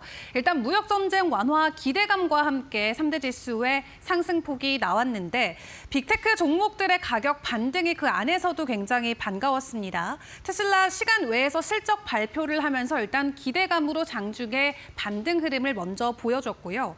메타 같은 경우는 새로운 동영상 에딧 플랫폼을 공개한다는 소식과 함께 장중에 3%대 상승세를 보였고 애플 같은 경우도 팀 안에서의 주요 인력들의 교체 소식과 함께 3.2%대 추가 상승을 보이기도 했습니다. 그리고 엔비디아는 어제 이 아마존이 AI 투자 축소를 이어간다라는 소식이 전해지면서 주가 하락으로 연결이 됐었다가 아마존 쪽에서 본격적으로 잘못된 소식이다라고 정정을 해주면서 오늘 상승불에 함께 몸을 실어주는 모습이 나왔고요. 금값 같은 경우는 어제 3,400달러 선을 돌파를 해줬다가 오늘은 또 추가적으로 장중한때 3,500달러까지 올라가는 저력을 보여줬습니다. 다만 무역 갈등과 관련된 부분이 일부 완화가 되면서 안전자산에 대한 가격 하락이 일시적으로 나왔고요. 1% 정도의 가격 조정이 나오면서 3,400달러 선 아래에서 오늘 증시는 마무리를 지었습니다. 그 가운데 미국이 이란 석유의 신규 제재를 부과하겠다는 소식이 전해지면서 간밤 WTI는 1.7%대 상승을 보인 64달러에 마무리를 지었고요. 주요 이슈들을 좀 점검을 해보도록 하겠습니다. 오늘 시간 외에서도 실시간 속보가 많이 쏟아졌는데 일단 관세와 관련된 내용들부터 점검을 해보자면 미국과 중국의 이 무역 협상 어느 정도로는 진전되는 국면에 들어가는 걸까요? 일단 낙관론이 계속해서 부상되고 있는데 백악관의 대변인이나 재무장관, 상무장관까지도 간밤에 미국과 중국 간의 무역 갈등과 관련된 이야기를 직접적으로 멘션을 했습니다. 그리고 시간 외에서는 트럼프 대통령이 다시 한번 직접 언급을 했는데 145%의 관세 없을 것이다라고 이야기하면서 중국과의 긍정적인 관계에 대해서 다시 한번 입장 표명을 해줬고요. 중국뿐만 아니라 다른 국가들도 무역 회담을 진행함과 함께 순조롭게 무역 합의가 이뤄질 것이다라는 내용을 간밤 백악관이 공개하자 일단 위험 자산에 대한 선호 심리가 그동안 많이 눌려 있었다가 반등하는 모습을 바로 보여줬고요. 또 다음 달이면 중동 국가들을 직접 방문을 하게 되는데 해당 국가들은 이미 미국의 대규모 투자를 예고했던 국가들이기도 합니다. 다른 국가들과 함께 여러 가지 협상안들이 전해지고 있는 가운데 트럼프 행정부의 적극적인 조치로 시장의 분위기가 180도 바뀌게 될지 계속 지켜보도록 하겠습니다. 그럼에도 불구하고 간밤 IMF의 성장률 하향 조정 소식도 전해지긴 했죠. 현재 1월에 제시했던 3.2%에서 2.8%까지 성장률을 하향 전망을 했고요. 다만 여기에서 인플레이션에 대한 수치를 조금 중요하게 봐야 될 것 같은데 올해까지 4% 넘는 인플레이션율이 이어질 수 있다라고 데이터 공개를 했습니다. 다만 내년 들어서는 3%대로 낮아지긴 합니다만 연준이 계속해서 강조하고 있는 2%대 인플레이션을 크게 웃도는 수치로 전망치가 나오고 있기 때문에 앞으로 시장에 공개되는 경제 지표들 꼼꼼하게 점검을 해보시는 게 중요할 것 같고요. 그리고 시장 안에서는 1분기 대형주 실적과 관련해서도 우려감이 있기는 합니다. 테슬라가 시간 외에서 사실 시장의 예상치를 크게 밑도는 실적을 공개를 했는데 그를 시작으로 대형주들의 실적 기대치를 우리가 낮춰야 한다라는 겁니다. 시장의 예상치를 상회하더라도 성장률이 계속해서 하향 국면에 들어갈 수 있다라는 보고서가 함께 공개가 됐고요. AI 열풍과 함께 작년 한 해 동안 엄청난 실적 성장을 보였던 관련 대형주들이 이번 1분기는 다소 부진할 수 있다는 거 미리 알고 가시면 좋을 것 같습니다. 그 가운데 간밤 암호화폐 추가적인 반등도 상당히 반가웠죠. 현재 시각 기준으로 비트코인이 9만 1,000달러 선까지 돌파를 해주면서 다시 한번 트럼프 취임식이었던 10만 달러 시대에 대한 기대감을 현재 키워가고 있는데요. 지금까지는 비트코인이 안전자산으로 인식이 되면서 금값과 함께 추가적인 가격 급등을 보여줬는데 간밤에는 이 뉴욕 증시도 함께 동반 상승하는 모습을 보이자 비트코인도 추가적인 반등에 힘을 실어주면서 오랜만에 9만 달러 선을 재돌파 돌파해줬습니다. 자, 그렇다면 우리가 조금 더 집중적으로 봐야 되는 종목 테슬라에 대한 실적 내용을 좀 구체적으로 확인을 해보도록 하겠습니다. 장중에 4%대 반등을 보였던 테슬라인데요. 시간 외에서 실적 공개를 했고요. 모두가 예상했던 대로 예상치를 밑도는 매출과 EPS 공개를 했습니다. 다만 무역 갈등과 관련된 일부 해소 방안들이 나오자 시간에서 4%대 상승 기조가 나오고 있고요. 또 머스크 CEO가 오늘 6시 반에 진행됐었던 어닝콜을 통해서 오는 5월부터는 도지보다는 테슬라에 더 많은 시간을 쓸 것이다라고 이야기를 하면서 시간 외에서 투자자들이 긍정적으로 주가 방향성을 보여주고 있습니다. 그리고 머스크 CEO가 직접적으로 테슬라의 전망과 관련해서 여전히 긍정적이다라는 코멘트를 내놓기도 했는데요.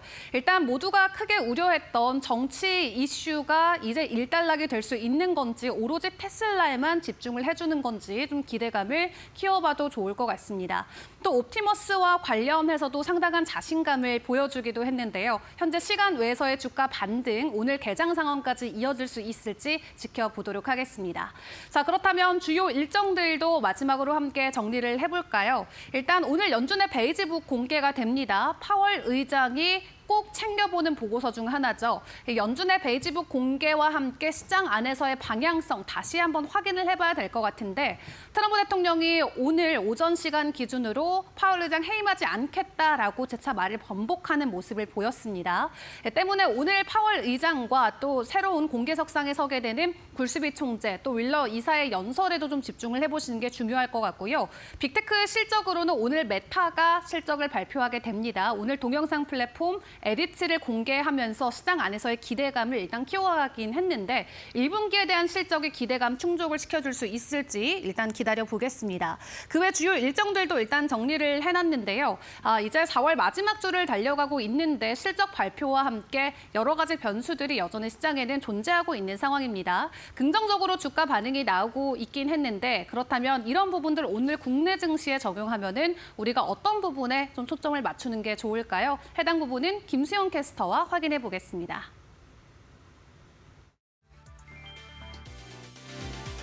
SK텔레콤에서 해커가 내부 시스템에 침입해 악성 코드를 심고 고객의 유심 관련 일부 정보를 탈취하는 보안 사고가 발생했다. SKT는 정보 유출 사실을 확인하고 악성 코드를 삭제했으며 해당 장비를 격리 조치하고 시스템 전수 조사를 진행했다. SKT에 따르면 회사는 지난 19일 오후 11시경 악성 코드로 인해 고객의 유심 관련 일부 정보가 유출된 것으로 의심되는 정황을 발견했다. SKT는 정보 유출 사실을 인지한 직후 해당 악성 코드를 즉시 삭제했으며 해킹 의심 장비도 격리 조치했다. 또 전체 시스템을 전수조사했다. 지금까지 해당 정보가 실제로 악용된 사례는 확인되지 않았다는 게 SKT의 설명이다. SKT는 혹시 발생할 수 있는 고객 피해를 예방하기 위해 불법 유심 기변 및 비정상 인증 시도 차단을 강화하고 피해 의심 징후 발견 시 즉각적인 이용 정지 및 안내 조치 강화한다는 방침이다. SKT는 관련 법률에 따라 20일 한국인터넷진흥원에 침해 사고 사실을 신고했고 22일 개인정보보호위원회에 개인정보 유출 정황을 신고해 관련 조사에 협조하고 있다.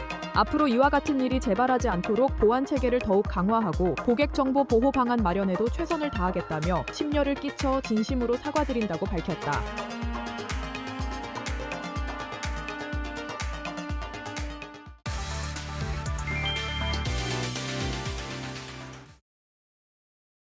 간밤 뉴욕 증시에서 주목해봐야 할 미국 기업들과 그로 인해 영향받을 오늘 국내장에서 우리나라 기업들까지 함께 살펴보겠습니다. 네, 테슬라부터 보시면 테슬라는 우리나라 기준 아침에 오늘 실적 발표를 했습니다. 하지만 이 아쉬운 실적에 오늘 시간 외에서 주가가 출렁했는데요. 1분기 실적에서 매출과 순이익 모두 하락했고요. 차량 인도량도 13% 줄었습니다. 가장 큰 원인은 자동차 판매 급감으로 둘 수 있습니다. 모델 Y SUV 업그레이드 과정에서 생산 라인이 중단되면서 공장이 중단되면서 출하량에도 직접 타격이 간 셈인데요. 이런 아쉬운 실적 오늘 우리나라 기업에는 어떤 영향을 미칠지 살펴보겠습니다. 국보 디자인, LG 에너지 솔루션, 그리고 아모그린텍, LNF, 퓨런티어 오늘 집중해 보시면 좋을 것 같은데요. 특히 LG 에너지 솔루션은 테슬라의 배터리를 직접 납품 중인 핵심 파트너십 기업입니다. 그렇기 때문에 오늘 LG 에너지 솔루션 같이 주목해 보시면 좋을 것 같습니다. 네, 다음 기업으로 넘어가겠습니다. 네, 팔란티어는 나토가 AI 시스템을 공급하겠다고 밝히면서 장중에 5% 이상 급등했습니다. 이것은 유럽 방산업계에서 이 팔란티어의 AI 시스템이 인정받았다는 점에서 의미가 많은데요. 실적도 훌륭했습니다. 매출은 전년 대비 30% 증가, 순이익은 2배 이상 증가했는데요. 이런 호재가 오늘 우리나라 기업 HD현대 인프라코어, 그리고 솔트룩스, 코난 테크놀로지까지 보시면 좋을 것 같습니다. 특히 이 현대 계열사들은 팔란티어와 직접 협업을 하고 있고요. 또 팔란티어의 AI 솔루션을 사용하고 있는 만큼 오늘 주목해 보시면 좋을 것 같고, 반대로 솔트룩스와 코난 테크놀로지는 팔란티어의 국내형 대체 기업이 될 수 있습니다. 이런 점에서 오늘 이 4개 기업 주목해 보시면 좋을 것 같습니다. 그럼 다음으로 3M 넘어가겠습니다. 네, 소재 과학기업 3M이 올해 장중에 1분기 실적을 냈습니다. 시장 예상을 웃도는 성적표를 내면서 장중에 8% 가까이 상승을 했는데요. 특히 미국과 중국에서 판매 실적이 좋게 나온 것이 어닝 서프라이즈를 기록했다는 분석이 나오고 있습니다. 다만 실적 발표와 함께 관세 부담이 3억 달러까지 있을 거라는 우려도 있었지만, 그럼에도 이번 분기만큼은 견조한 글로벌 수요로 인해서 장중에 8% 가까이 상승 이끌어낼 수 있었습니다. 네, 그렇게 해서 오늘 3M 관련주 보실 텐데요. 에스코넥, 파크 시스템스, CIS, 캠트로닉스 보시면 좋을 것 같습니다. 특히 이 파크 시스템스는요, 3M과 같은 소재 기업에 납품 가능한 정밀 원자 현미경 장비를 공급하는 회사라고 합니다. 오늘 특히 파크 시스템스 보시면 좋을 것 같습니다. 네, 다음 장 넘어가시죠. 네, 할리버튼 보겠습니다. 할리버튼도 어제 실적을 냈는데요. 실적이 월가의 예상을 상회했지만은 북미 부진 때문인지 투자 심리를 위축시켰습니다. 또한 향후 실적에 대한 경고로 인해서 어제 장중에 전년 대비 장중에 10% 급락, 그리고 오후 들어서는 6% 하락하면서 마감했는데요. 관세 인상 예고로 2분기 EPS가 줄어들 수 있다고 발표한 것이 투자 심리를 냉각시켰습니다. 그로 인해서 오늘 할리버튼 관련주, 금호 석유화학, LG화학, 두산에너빌리티, 한전기술까지 집중해 보시면 좋겠습니다. 네, 그럼 다음 장 넘어가시죠. 네, 다음으로는 태양광 제조업 퍼스트솔라 보실 텐데요. 어제 퍼스트솔라가 오랜만에 호재를 만났습니다. 중국산 태양광 모듈을 우회 수입한 아시아 기업들의 고율 관세를 부과하겠다는 발표가 이어지면서 반사 이익 기대감으로 퍼스트솔라 어제 장중에 대폭 상승했습니다. 이런 호재성 소식, 오늘 우리나라 기업에서는 S에너지, 신성 ENG, HD 현대에너지솔루션, 하나솔루션까지 모두 수혜를 볼 수 있는 기업들인데요. 특히 하나솔루션은 HD 현대에너지솔루션은 태양광 모듈을 생산하는 기업입니다. 퍼스트솔라와 유사한 기업으로 북미 수출로 인한 수혜 기대해 보셔도 좋을 것 같습니다. 네, 그럼 다음 장 보시죠. 미국의 대표 방산 기업 GE 에어로스페이스가 1분기 실적을 냈습니다. 네, 어닝 서프라이즈를 기록하면서 장중에 5% 상승했는데요.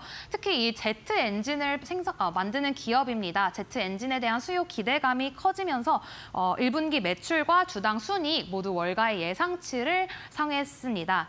이런 호재의 소식, 오늘 우리나라에서는 하이즈항공, HVM, 한국항공우주, 그리고 HD현대중공업까지 오늘 수혜를 볼 수 있겠습니다. 특히 HVM은 항공복합재를 개발하는 기업으로 차세대 항공기용 소재 수요가 확대됨에 따라 기대해 보시면 좋을 것 같습니다. 네, 그럼 이렇게 해서 어제 뉴욕 증시에서 주목해 볼 미국 기업들과 우리 국내장에서 오늘 주목해 볼 기업들까지 함께 살펴봤습니다.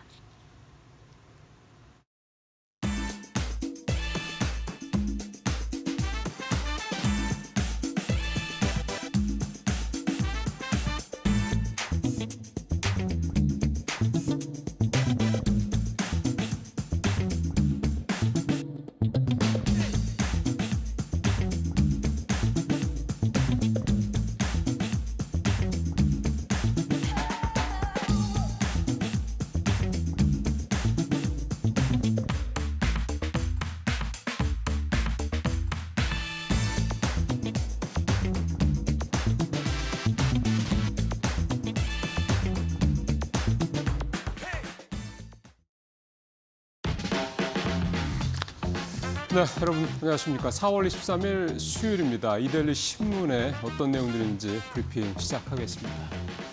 네, 오늘 톱 기사는 SK텔레콤의 고객 유심 정보가 털렸다라는 내용입니다.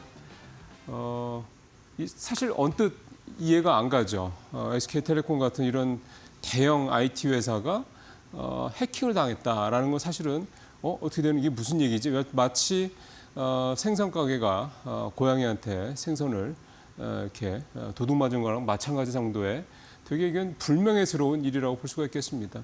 표 잠깐 보시면 그동안의 통신사 해킹 사례가 2012년, 14년에 KT가 연이어 있었고요. 2022년, 23년에 또 LGU 플러스가 연이어 있었습니다. 올해 SKT가 사실은 3사 중에서는 처음으로 고객 정보 유출 사고, 해킹 피해가 해킹 사고가 발생을 한 건데 이제 지금 문제는 뭐냐면 앞에 표 보시면요. 870만 명, 1200만 명, 뭐 8만 5천 명, 30만 명 이렇게 이제 구체적인 대략의 수치죠. 이게 얼마의 피해가 있었는지 그 규모가 파악됐다라는 건데 일단 현재 SK텔레콤은 물론 뭐 사고가 난 게 19일이니까 얼마 되지 않은 것도 있긴 하겠습니다만 지금 얼마의 고객들의 정보가 유출이 됐는지 이게 유심 칩이 이제 해킹이 된 거기 때문에 됐는지 또 어떤 정보 유출됐는지 아직 모른다라는 겁니다. 회사 측은 어제 뭐 아직까지 특별하게 뭐 피해 상황이 보고된 건 없다 이렇게 얘기를 하는데 며칠 되지도 않았는데 해킹한 사람들도 바보겠습니까? 해킹하자마자 바로 그거 가지고 이것저것 써먹게 그러지 않죠. 시간이 지나면서 피해가 계속해서 발생할 상황인 것 같고요.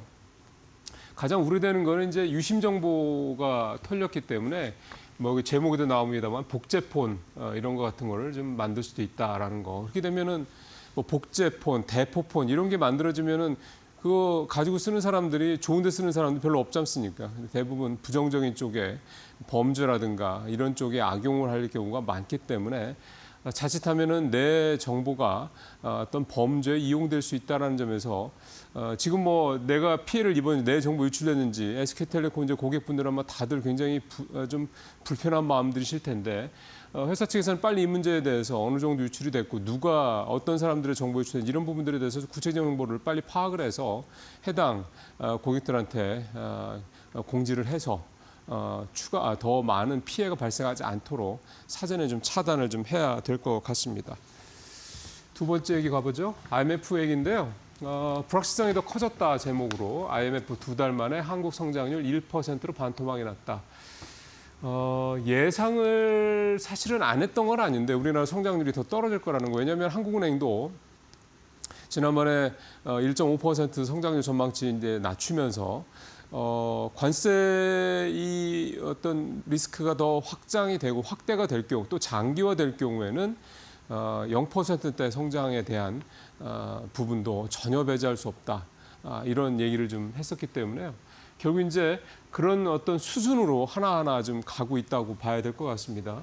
일단 IMF가 우리의 성장률 전망치를 2월 달까지 2%대 전망을 좀 유지를 하고 있다가 이번에 4월 들어서 1%로 무려 1%포인트나 하향 전망을 했습니다. 좀 이따 말씀드리겠습니다만 미국이나 다른 전 세계 세계 성장률 전망치 등등등 보더라도 이렇게 반토막을 낸 경우는 없거든요. 그러니까 그만큼 이번 관세 어떤 리스크가 트럼프 대통령의 관세 리스크가 특히 한국 경제에 더 타격이 크다 이렇게 좀 볼 수가 있겠습니다. 표를 한번 좀 볼까요? 주요 기관별 올해 한국 경제 성장률 전망치가 쭉 나오는데 일단 정부 전망치는 1.8%. 한국개발연구원 KDI가 1.6%, 한국은행이 1.5%, OECD도 1.5%, 그다음에 아시아개발은행 ADB도 1.5%인데 이제 IMF가 1%까지 내린 거고요. 근데 중요한 거는 이 앞에 1.5% 이상의 성장률 전망치를 내놓은 기관들은 대부분 관세에 관련된 리스크 부분이 성장률에 별로 반영이 안 돼 있다라는 겁니다. 결국 이제 한국은행도 그 부분 때문에 1% 이하로 0% 얘기까지 나온 얘기가 그런 거고요. 그러다 보면 이제 추후에 수정 전망들이 이제 이런 상황이라면 불가피하게 나올 텐데 한국은행도 마찬가지고 OECD도 그렇고 ADB도 그렇고 KDI도 그렇고 아마 1% 전후의 수준까지 한국의 성장률 전망치를 좀 끌어내릴 가능성이 좀 크다. 이제 이렇게 볼 수가 있겠습니다. 다른 나라 보면은요, 미국도 좀 많이 떨어지긴 했습니다. 1.8%로 1월 대비해서 0.9%포인트 떨어뜨렸고, 멕시코는 좀 많이 떨어뜨리긴 했습니다. 마이너스 0.3%, 그러니까 마이너스 성장할 것이다라고 전망을 했고요. 독일 0%, 영국도 1.1%, 일본도 0.6%, 중국을 4%로. 근데 중국은 사실은 5%라고 성장률 전망치를 중국 당국이 발표를 해도 중국의 통계에 대한 신뢰가 아직은 뭐 그렇게까지 높은 편은 아니기 때문에 어쨌든 근데 뭐 그런 관계없이 어쨌든 중국 4% 성장 얘기 좀 하고 있습니다.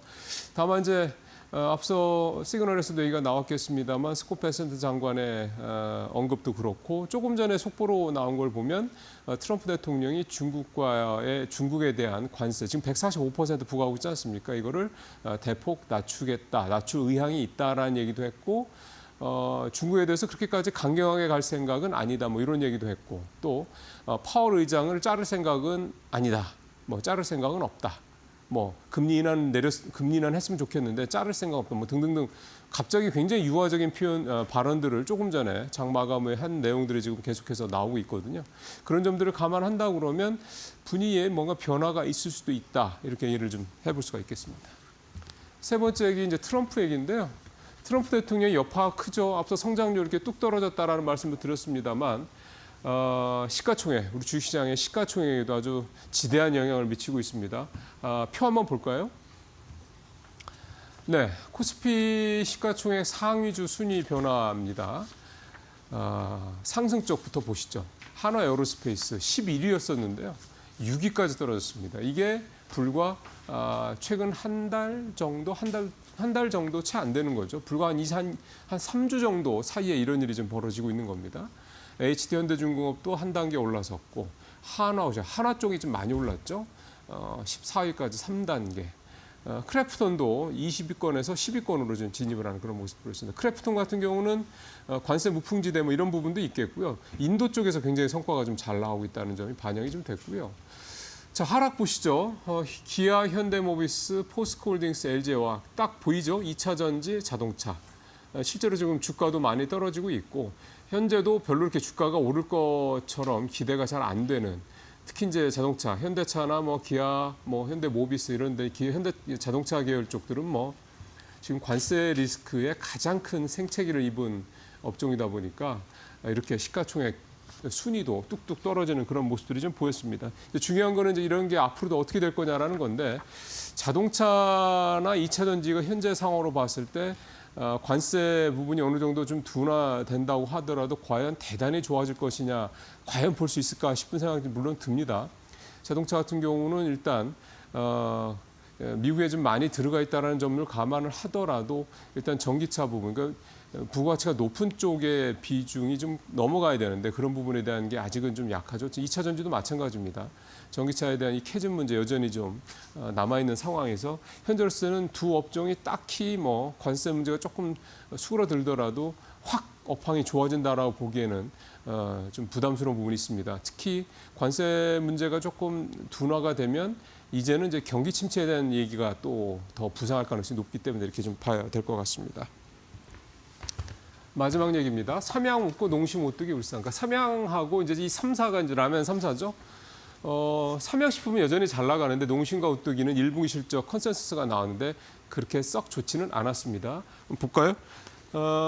표를 보시는 게 좋을 것 같습니다. 이 영업이익 추이인데요. 그 회색이 작년이고요. 이제 빨간색이 올해입니다. 올해 거는 이제 추정치로 보시면 되고 농심부터 보시죠. 613억에 539억. 영업이익이 줄어드는 것으로 추정이 되죠. 오뚜기는 조금 더 줄어듭니다. 732에서 652로 줄고. 반면에 삼양식품 보면은 원래도 작년에 제일 영업이익이 높았는데 801억이나 됐죠. 그럼에도 불구하고 올해는 1,017억까지 더 확장을 할 것이다. 27%가 영업이익이 늘어날 것이다. 이렇게 전망이 됐습니다. 재미있는 거는 삼양식품 같은 경우 영업이익이 1,017억이지 않습니까? 매출액이 한 4,900억 정도로 예상이 좀 되고 있거든요. 근데 농심이나 오뚜기의 매출 같은 경우 보면은 훨씬 크죠. 물론 이제 농협이나 오뚜기 같은 경우는 뭐 라면만 매출이 나오는 건 아니기 때문에 삼양식품은 주로 라면에서 매출이 나오는 데하고 조금 차이가 있긴 합니다만 그 정도로 라면 3사 중에서는 다른 매출들을 차치하더라도 이 삼양 이 식품의 이 어떻게 보면 이 선두가 이 독주가 뭐 여전히 더 가속화되고 있다 이렇게 좀 봐야 될 것 같습니다. 관세 영향 부분이 좀 이제 변수가 될 수 있는데요.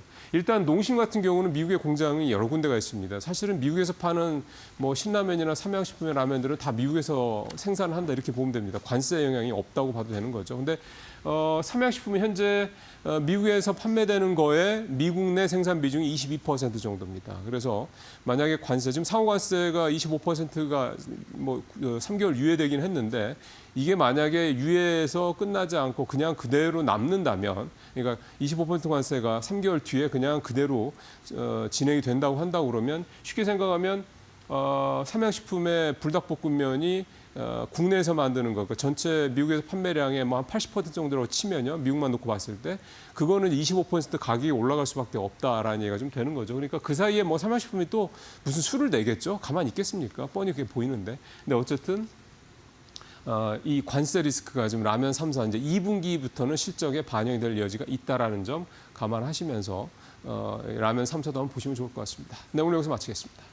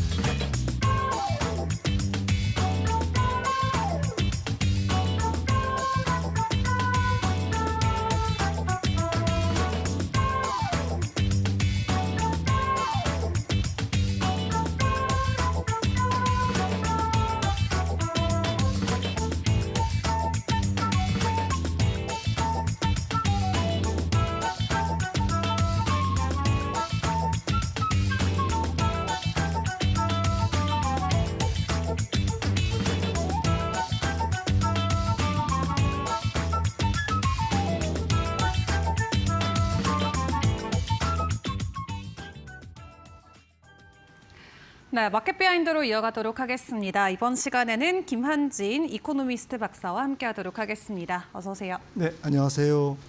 네, 박사님, 간밤 뉴욕 증시 일단 큰 회복을 해주는 모습을 보였습니다. 3대 지수 일제히 올랐고 무역 갈등에 대한 어떤 해소의 움직임으로 봐야 될지 간밤 시장 분위기는 일단 어떻게 보셨나요?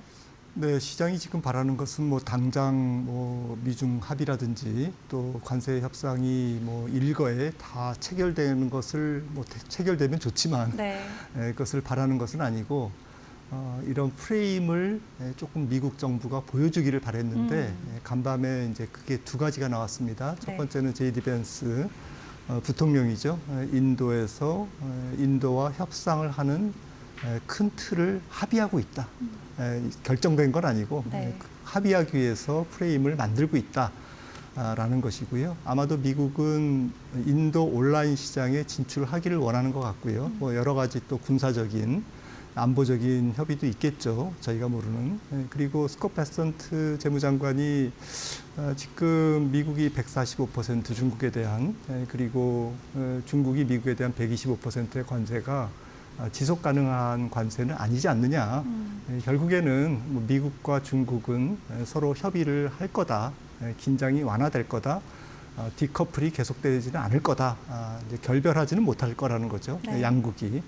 그래서 이게 협상이 전제된 지금 긴장이다라는 것을 발언해 줌으로써 시장은 안도의 한숨을 쉰 거죠. 그렇습니다. 여러 가지 이슈들, 일단 시장에서 좀 불안감을 키웠었던 부분에 대한 시장 달래기로 이 트럼프 행정부가 여러 발언들을 내놓으면서 일단은 상승으로 미국 증시가 마무리를 지었습니다. 그리고 지금까지 시장에 큰 부담을 줬던 것 중에 하나가 바로 파월 해임 이슈였잖아요. 근데 트럼프 대통령이 어제 말 다르고 오늘 말 다르고 이게 사실 하루 이틀 일은 아닌데 어제까지만 하더라도 파월 의장을 좀 강력하게 비난을 했다가 오늘 새벽 때 또 나온 내용을 보니까 파월 해임하지 않겠다 이렇게 또 발언을 했더라고요. 일단 해임과 관련해서도 여러 가지 시장 안에 이슈들이 있기는 했는데 오늘 또 말을 바꾸긴 했어요. 일단 이런 시장의 이슈들 저희가 좀 어떻게 접근하는 게 좋을까요? 일단 뭐 연방 대법원의 판례에 따르면 해임은 뭐 법적으로는 조금 어려운 것 같고요. 사실 지금 자기가 통화 정책에 대한 의견이 다르다고 연준 수장을 자른다, 이것은 해임한다, 이것은 뭐 좀 법적으로 좀 무리가 따르는 것 같습니다. 판례도 있고요. 다만 이제 트럼프는 아마도 지난 2, 3개월간 파월 의장을 해임하는 것을 비밀리에 조금 논의한 것으로 알려져 있는데 그것은 뭐 트럼프의 뭐 특성이죠. 트럼프의 개성이고요. 좀 막무가내식으로 그렇게 밀어붙이는 그런 성향이 있기 때문에 금리를 내려라라는 것은 강력한 메시지를 계속 줬는데, 파월 의장은 지난번 시카고 경제학회에서도 지금 뭐 트럼프 뭐 거의 노라고 이제 단호하게 시장을 달래는 금리 인하는 없을 것이다라고 이제 얘기를 했고요. 반면에 뭐 인플레이션은 올라가고 관세로 인해서 경제는 안 좋아질 거다, 고용은 실업률은 올라갈 거다, 이렇게 트럼프가 싫어하는 말만 골라서 했기 때문에 눈에 까시겠죠. 아무튼 지금 시장의 판단은 트럼프가 파월을 해임한다 하더라도, 해임하지도 못하거니와 해임한다 하더라도 지금 최근에 국채 시장이 보여줬던 여러 가지 현상은 국채 가격의 폭락, 금리의 상승과 달러의 하락이지 않습니까? 이런 급격한 미국 자산에 대한 신뢰도 저하가 만약에 파월 의장이 해임됐을 때 외국인 투자자들이 국채를 팔고 나간다든지 해서 금리가 다시 올라가면 오히려 금리를 낮추려는, 기준금리를 낮추는 이유는 결국에는 장기 시장 금리를 낮춤으로써 경기를 부양하기 위함인데 오히려 채권 시장에서 말을 안 듣을 수 있다는 거죠. 그러니까 결론적으로 시장은 트럼프의 권력 아래에 있지 않다라는 거죠. 그래서 트럼프도 아마 이런 부분들을 조금 참모들, 특히 베센트 재무장관이 많이 만류한 것으로 알려져 있습니다. 언론 보도를 보면. 그래서 조금 이러지도 못하고 저러지도 못하는 상황에서 아마도 경기와 물가에 대해서 백악관이 상당한 고민에 빠져 있다라는 것에 대한 반증이지 않나 싶습니다. 지난주 목요일부터 파월 의장에 대한 불편한 심기를 보여줬던 트럼프 대통령, 불과 일주일도 안 돼서 해당 발언을 철회하는 모습을 간만 보였습니다. 일단 금리를 놓고 시장이 굉장히 민감하게 주목하고 있는 가운데 그 누구보다도 트럼프 대통령이 굉장히 집중하고 있는 상황이잖아요. 오늘 연준의 페이스북 공개도 되고 이제 2주 뒤면은 FOMC 회의까지 진행이 되게 되는데, 일단 어느 정도의 압박은 충분히 줬을 것 같기는 해요. 근데 지금까지의 연준의 기조를 봤을 땐 늘 데이터 디펜던트한, 데이터에 의존하는 모습을 보여줬기 때문에 이번에도 트럼프의 압박이 강력하게 먹히진 않겠죠. 사실 파월 의장이 금리를 내리지 않는다라는 것에 동의를 하는 것은 아니고요. 금리를 꼭 내리지 않겠다라는 것은 아니고, 관세 정책이 현재 불확실성 속에 베일에 가려져 있으니 이거를 선제적으로 통화 당국이 예측해서 금리를 내리기는 어렵다라는 그런 취지거든요. 그런데 지금 진행되는 것은 아마도 신속하게 90일 이내에 주요국, 거의 한 30개국 정도의 주요국들이 관세 협정이 이루어진다 하더라도 하반기의 평균 관세율은 굉장히 높게 형성이 될 것이 분명하거든요. 30, 40개 국가가 동시에 한날 한시에 타결이 되기는 어렵기 때문에 그런 것이죠. 실제로 강론에 들어가면 굉장히 복잡해질 거고요. 그러면서 기업 활동은 굉장히 얼어붙을 거고요. 투자 심리는 안 좋아질 거고, 물가는 물가대로 올라갈 것은 거의 명확한 상황입니다. 그러니까 정리해서 말씀드리면 90일 이내에 관세 협상이 제대로 신속하게 진행된다 하더라도 하반기 경기 침체는 어쩌면 따놓은 당상 거의 확실하다는 거죠. 경기 침체라는 정의가 좀 그렇습니다만은 IMF의 경제 전망에서도 무려 0.8%포인트를 낮췄지 않습니까? 지난번 전망보다도. 그래서 올해 미국 경제 성장률은 저는 1% 아래로 갈 것 같습니다. IMF 전망보다 저는 낮게 보거든요. 0.8%나 0.7%까지 떨어진다라는 얘기는 올해 3분기나 4분기는 연속 마이너스 성장, 역성장이 가능하다라는 계산이 나옵니다. 마침 국제금융협회에서 미국이 올해 3, 4분기에는 역성장할지도 모른다라는 보고서를 냈는데요. 이런 맥락이고요. 그러면 당연히 연준은 금리를 내리겠죠. 저는 올해 3번 내릴 거라고 봅니다. 연말까지. 그래서 연말까지, 네, 네. 트럼프가 내리지 말라고 해도 연준은 내릴 수밖에 없는 경기 상황에 직면할 것이다라고 네. 생각을 합니다. 네, 알겠습니다. 그럼에도 올해 3번 정도의 금리 인하가 나올 수 있다라고 좀 예측을 해주셨고, IMF도 언급을 주셨지만 간밤 나왔던 보고서를 또 확인을 해보면 일단 올해 인플레이션을 4.3%로 좀 전망을 하고 있긴 하더라고요. 경기 침체가 하반기에 올 가능성이 큰 가운데 인플레이션에 대한 우려감이나 여러 가지 이슈들을 놓고 봤을 때 앞으로 미국 증시나 국채, 뭐 달러의 전망 저희가 어떻게 예측을 해보는 게 좋을까요?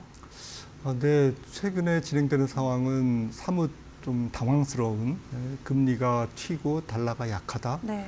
관세를 부과하는 국가가 오히려 달러가 강해야 되고 또 경기 침체를 반영해서 금리는 내려가야 되는데 거꾸로 움직이는 그런 기현상이 나타나는데 이것이 일시적 현상일까? 조금 논란이 있습니다만은 제 생각에는 조금 지속될 가능성도 있다라고 생각을 합니다. 아무래도 경기는 안 좋아지지만 지금 트럼프 일기 때에 비해서는 인플레이션 환경이 안 좋은 상태에서 지금 2025년 경제를 맞이하고 있거든요. 트럼프 네. 2기는. 그러니까 가령 뭐 지금 채권 시장을 움직이는 근원 인플레이션 같은 경우도 거의 1%포인트 이상 2017년 트럼프 일기 때에 비해서 높은 상태고요. 채권 발행도 굉장히 높은 상태고 국가 부채 비율도 GDP 대비 일기 때는 뭐 거의 뭐 100% 아래였습니다. 지금은 120%죠. 네. 재정 적자 GDP 비율도 일기 때는 3%였는데 지금은 거의 7%를 내다보고 있습니다.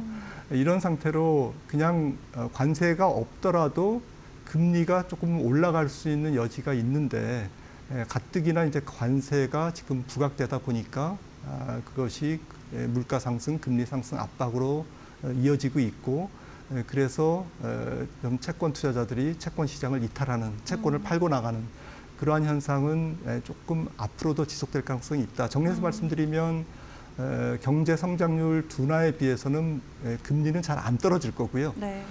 또 기준금리를 내림에도 불구하고 앞으로 하반기에 내림에도 불구하고 장기물 금리, 미국 국채 10년물은 잘 안 떨어지는 오히려 올라갈 수 있는 그러한 복잡한 상황에 처해 있을 것 같고요.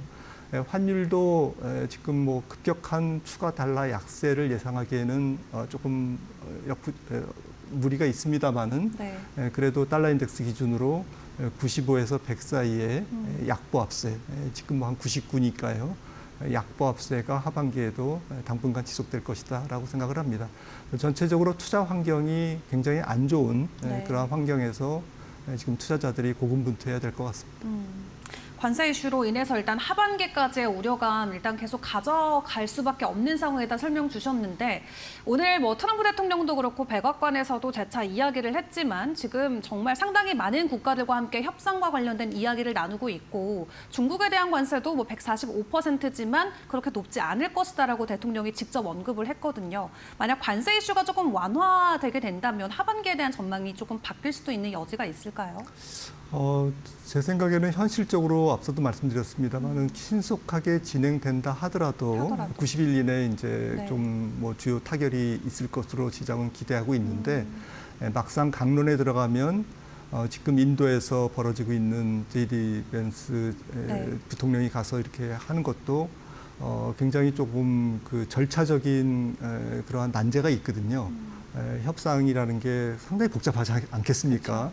특히나 이제 비관세 장벽까지도 같이 네. 다루기 때문에 부가세라든지 환율 문제라든지 또 보조금이라든지 이런 부분들이 굉장히 복잡하게 얽혀 있고 그리고 주요국 중에서 가장 손쉽게 협상이 미국 입장에서 손쉽게 협상이 될 줄로 생각했던 일본마저도 네. 사실은 조금 일본이 완전히 수그러들고 들어가는 것은 아니거든요.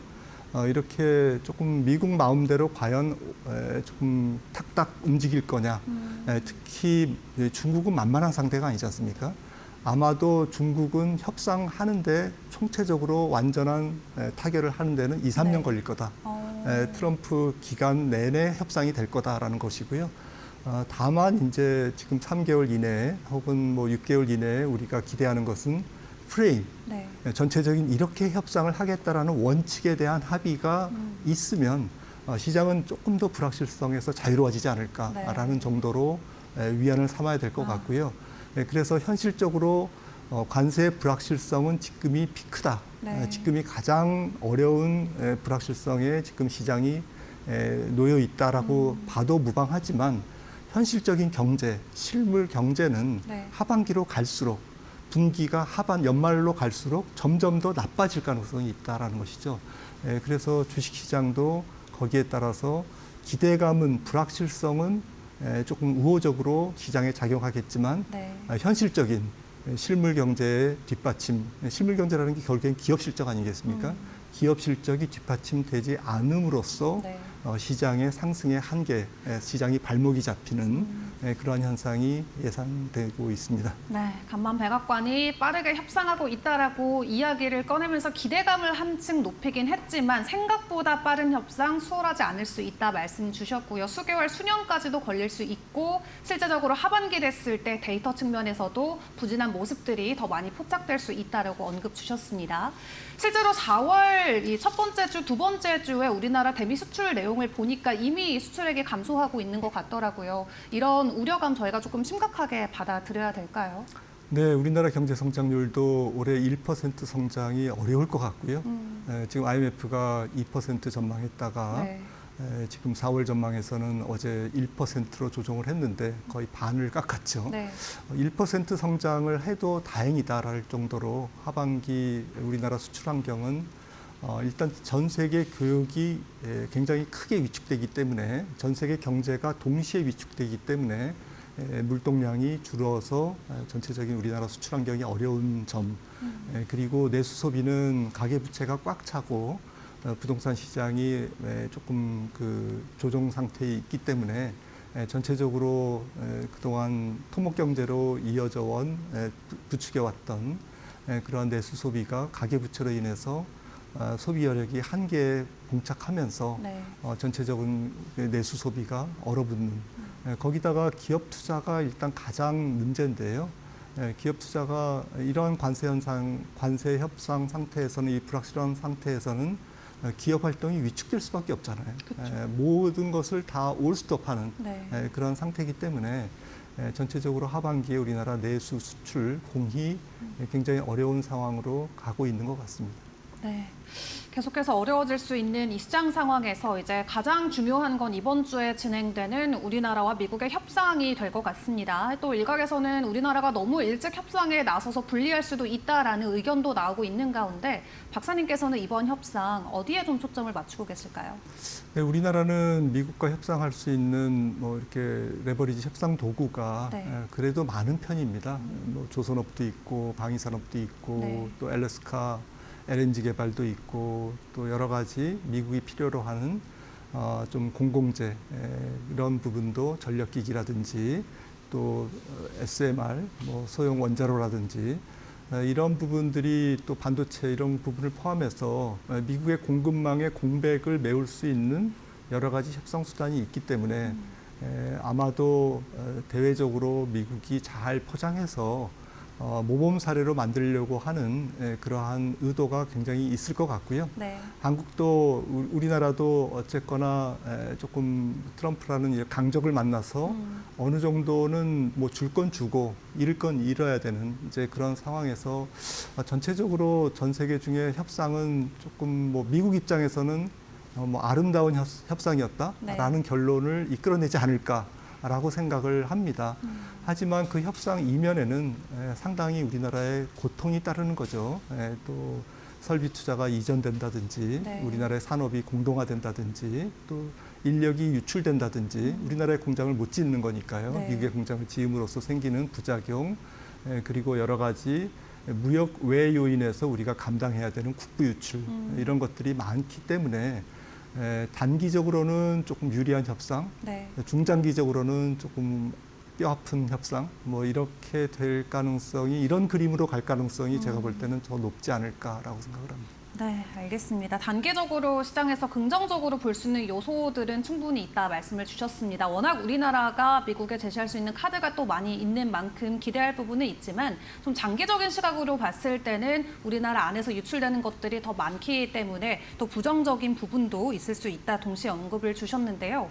일단 여러 가지 우려감들이 있지만 최근 뉴욕 증시 낙폭에 비해서 그나마 국내 증시가 선방해주고 있다라는 모습으로 좀 풀이를 해볼 수가 있을 것 같아요. 그 가운데서도 외국인들은 지속적인 매도 행렬을 보여주고 있기는 한데 외국인들의 수급이 부족한 가운데 나름의 지수 방어가 나오는 현재 국내 증시 분위기는 어떻게 보고 계실까요? 네, 일단은 앞서 말씀 나눈 미국 시장에서의 여러 가지 현상들, 특히 달러가 약하게 전개되면서 다른 나라 시장으로 조금 순환매가 일어나면서 조금 그동안 상당히 억눌려 왔던 미국 외 시장에서 네. 주식시장이 약진하는 부분, 이런 것에서 외국인들이 조금 한국 증시를 긍정적으로 보는 것 같고요. 무엇보다도 한국 증시는 조금 정치적인 불확실성이 지금 피크아웃하고 이제 내려가고 있는 상태, 긍정적인 상태고, 그다음에 기업 가치 대비 주가가 상당히 비싸지 않은 편입니다. 상당히 미국과 비교하면 PR이라든지 그다음에 역사적 PR 밴드에서의 우리나라 현재 시장의 위치, 이런 부분들이 매력적이기 때문에 이런 상태에서는 외국인들이 적극적으로 한국 주식을 픽업해서 바이 코리아를 물밀듯이 한다라고 기대하기는 좀 어렵겠지만 적어도 싸질 때마다 모아가는 그러한 국가 증시 대상이 되지 않을까라는 측면이고요. 이러한 달러의 약세 흐름이 연말까지는 조금 이어지지 않을까라고 생각을 하면 앞으로 몇 수개월 동안은 외국인들이 소폭 그래도 순매수 우위로 조금 전업종을 다 사기보다는 자기네들의 입맛에 맞는 실적주 또 장기 소외주 중심으로 한국 주식을 조금 담아나가지 않을까라고 기대를 해봅니다. 네. 자, 그렇다면 이제 정책 국면과 관련해서 우리 증시도 이제 변동성을 키우는 시기가 본격적으로 시작이 됐죠. 정책 테마 관련주들의 상한가가 연일 나오고 있는 가운데 이재명 후보는 코스피 5천 시대를 다시 한번 이야기를 하고 있습니다. 실제적으로 현실화될 가능성이 있다라고 보세요. 어떻게 보실까요? 5,000포인트는 꿈의 숫자지만 불가능한 수치는 아니겠죠. 장기적으로 우리나라 경제는 성장할 거고, 비록 성장률은 많이 저조해지지만 성장은 유지될 건데, 결국에는 5,000포인트를 가기 위해서는 첫 번째로는 잠재 성장률이 올라가야 됩니다. 잠재 성장률이 올라가려면 당장의 성장률을 올릴 수 있는 정책보다는 먹거리를 조금 이렇게 미리 심는, 나무를 심는 성장률의 잠재 성장률을 높일 수 있는 좀 근간을 만드는 그러한 작업들이 많이 있어야 될 것 같고요. 외국인들도 그런 것을 보고 아마도 장기적인 한국 시장의 비전을 보고 투자할 것이기 때문에 이 부분이 가장 중요한 것 같고요. 혁신 성장 기업이 없이는 5,000포인트 달성이 저는 어렵다고 봅니다. 그런 측면에서 어떻게 새 정부가 혁신 성장 기업들을 지원하고 체계적으로 육성하고 또 기업들이 그렇게 환경을 만들어 가는데 정부가 역할을 하느냐에 따라서 5,000포인트는 가능할 수도 있고 불가능할 수도 있다. 만약에 이런 잠재 성장률 개선이나 혁신 성장에 대한 노력이나 밸류업이나 이런 것들이 없으면 사실은 저성장의 늪에 우리나라는 빠질 수밖에 없기 때문에 만년 박스피를 탈피할 수 없거든요. 굉장히 무서운 얘기죠. 굉장히 갈림길에 놓여 있는 현실인 것 같습니다. 알겠습니다. 완전히 불가능한 이야기는 아니고 정부의 어떤 정책적인 측면에서의 도움이 또 필요하다 말씀을 주셨습니다. 자, 그렇다면 마지막으로 우리 4월장 마무리하는 전략들 좀 간략하게 세워보도록 하겠습니다. 벌써 4월 마지막 주까지 왔는데요. 이번 한 주 어떻게 잘 마무리할 수 있을까요? 일단 전체적으로는 4월장은 이렇게 관세 협상의 불확실성이 조금 가시는 그러한 장이라고 생각이 하기 때문에 좀 기대해 보셔도 되지 않을까라고 생각을 하고요. 조금 긴 호흡으로 올해 장이라고 그럴까요? 큰 장은 올해는 좀 자산을 지키는 해가 되지 않을까. 작년과 재작년에는 이제 조금 공격적으로 공격을 하는 장이었지만 올해는 좀 수비를 잘해야 되는 장이다. 그리고 한두 차례 혹은 두세 차례 정도 위험이 저는 앞으로 대기하고 있을 것이라고 봅니다. 관세 정책이 다 이루어진다고 사람들이 믿다가도 아마 트럼프는 판을 다 깨고 판을 다 뒤집어 엎고 다시 또 긴장을 유발할 수 있고요. 그리고 또 아무렇지도 않게 다시 또 협상하고 네. 이런 그 협상에 굉장히 혼란을 줄 가능성이 높기 때문에 시장이 거기에 따라서 굉장히 변동성이 클 것 같다. 그래서 현금을 조금 확보해 놓은 상태에서는 그런 그 위험은 기회가 되는 것이죠. 네. 그래서 올해는 조금 트레이딩이 필요하고 조금 단기적으로 조금 잘 대응을 하셔야 되고 또 실적주와 장기 소외주 말씀드렸던 그 투 트랙으로 조금 업종 전체적인 접근보다는 시장 전체적인 접근보다는 상당히 좁혀서 네. 핀셋 전략으로 좀 세밀하게 대응을 하셔야 되는 한 해가 아닐까 생각을 합니다. 네, 트럼프 대통령의 오락가락 정책 때문에 시장 안에서 변동성이 계속 커질 수밖에 없다. 그렇기 때문에 올 한 해는 우리가 자산 지키기에 힘을 쏟아야 된다. 이렇게 말씀 주셨습니다. 지금까지 김한진 박사와 함께했습니다. 수고하셨습니다. 네, 저희 마켓 시그널이 준비한 소식 오늘은 여기까지입니다. 저희는 내일 더 좋은 소식 들고 여러분께 인사드리도록 하겠습니다. 오늘도 저희와 함께해 주신 여러분 고맙습니다.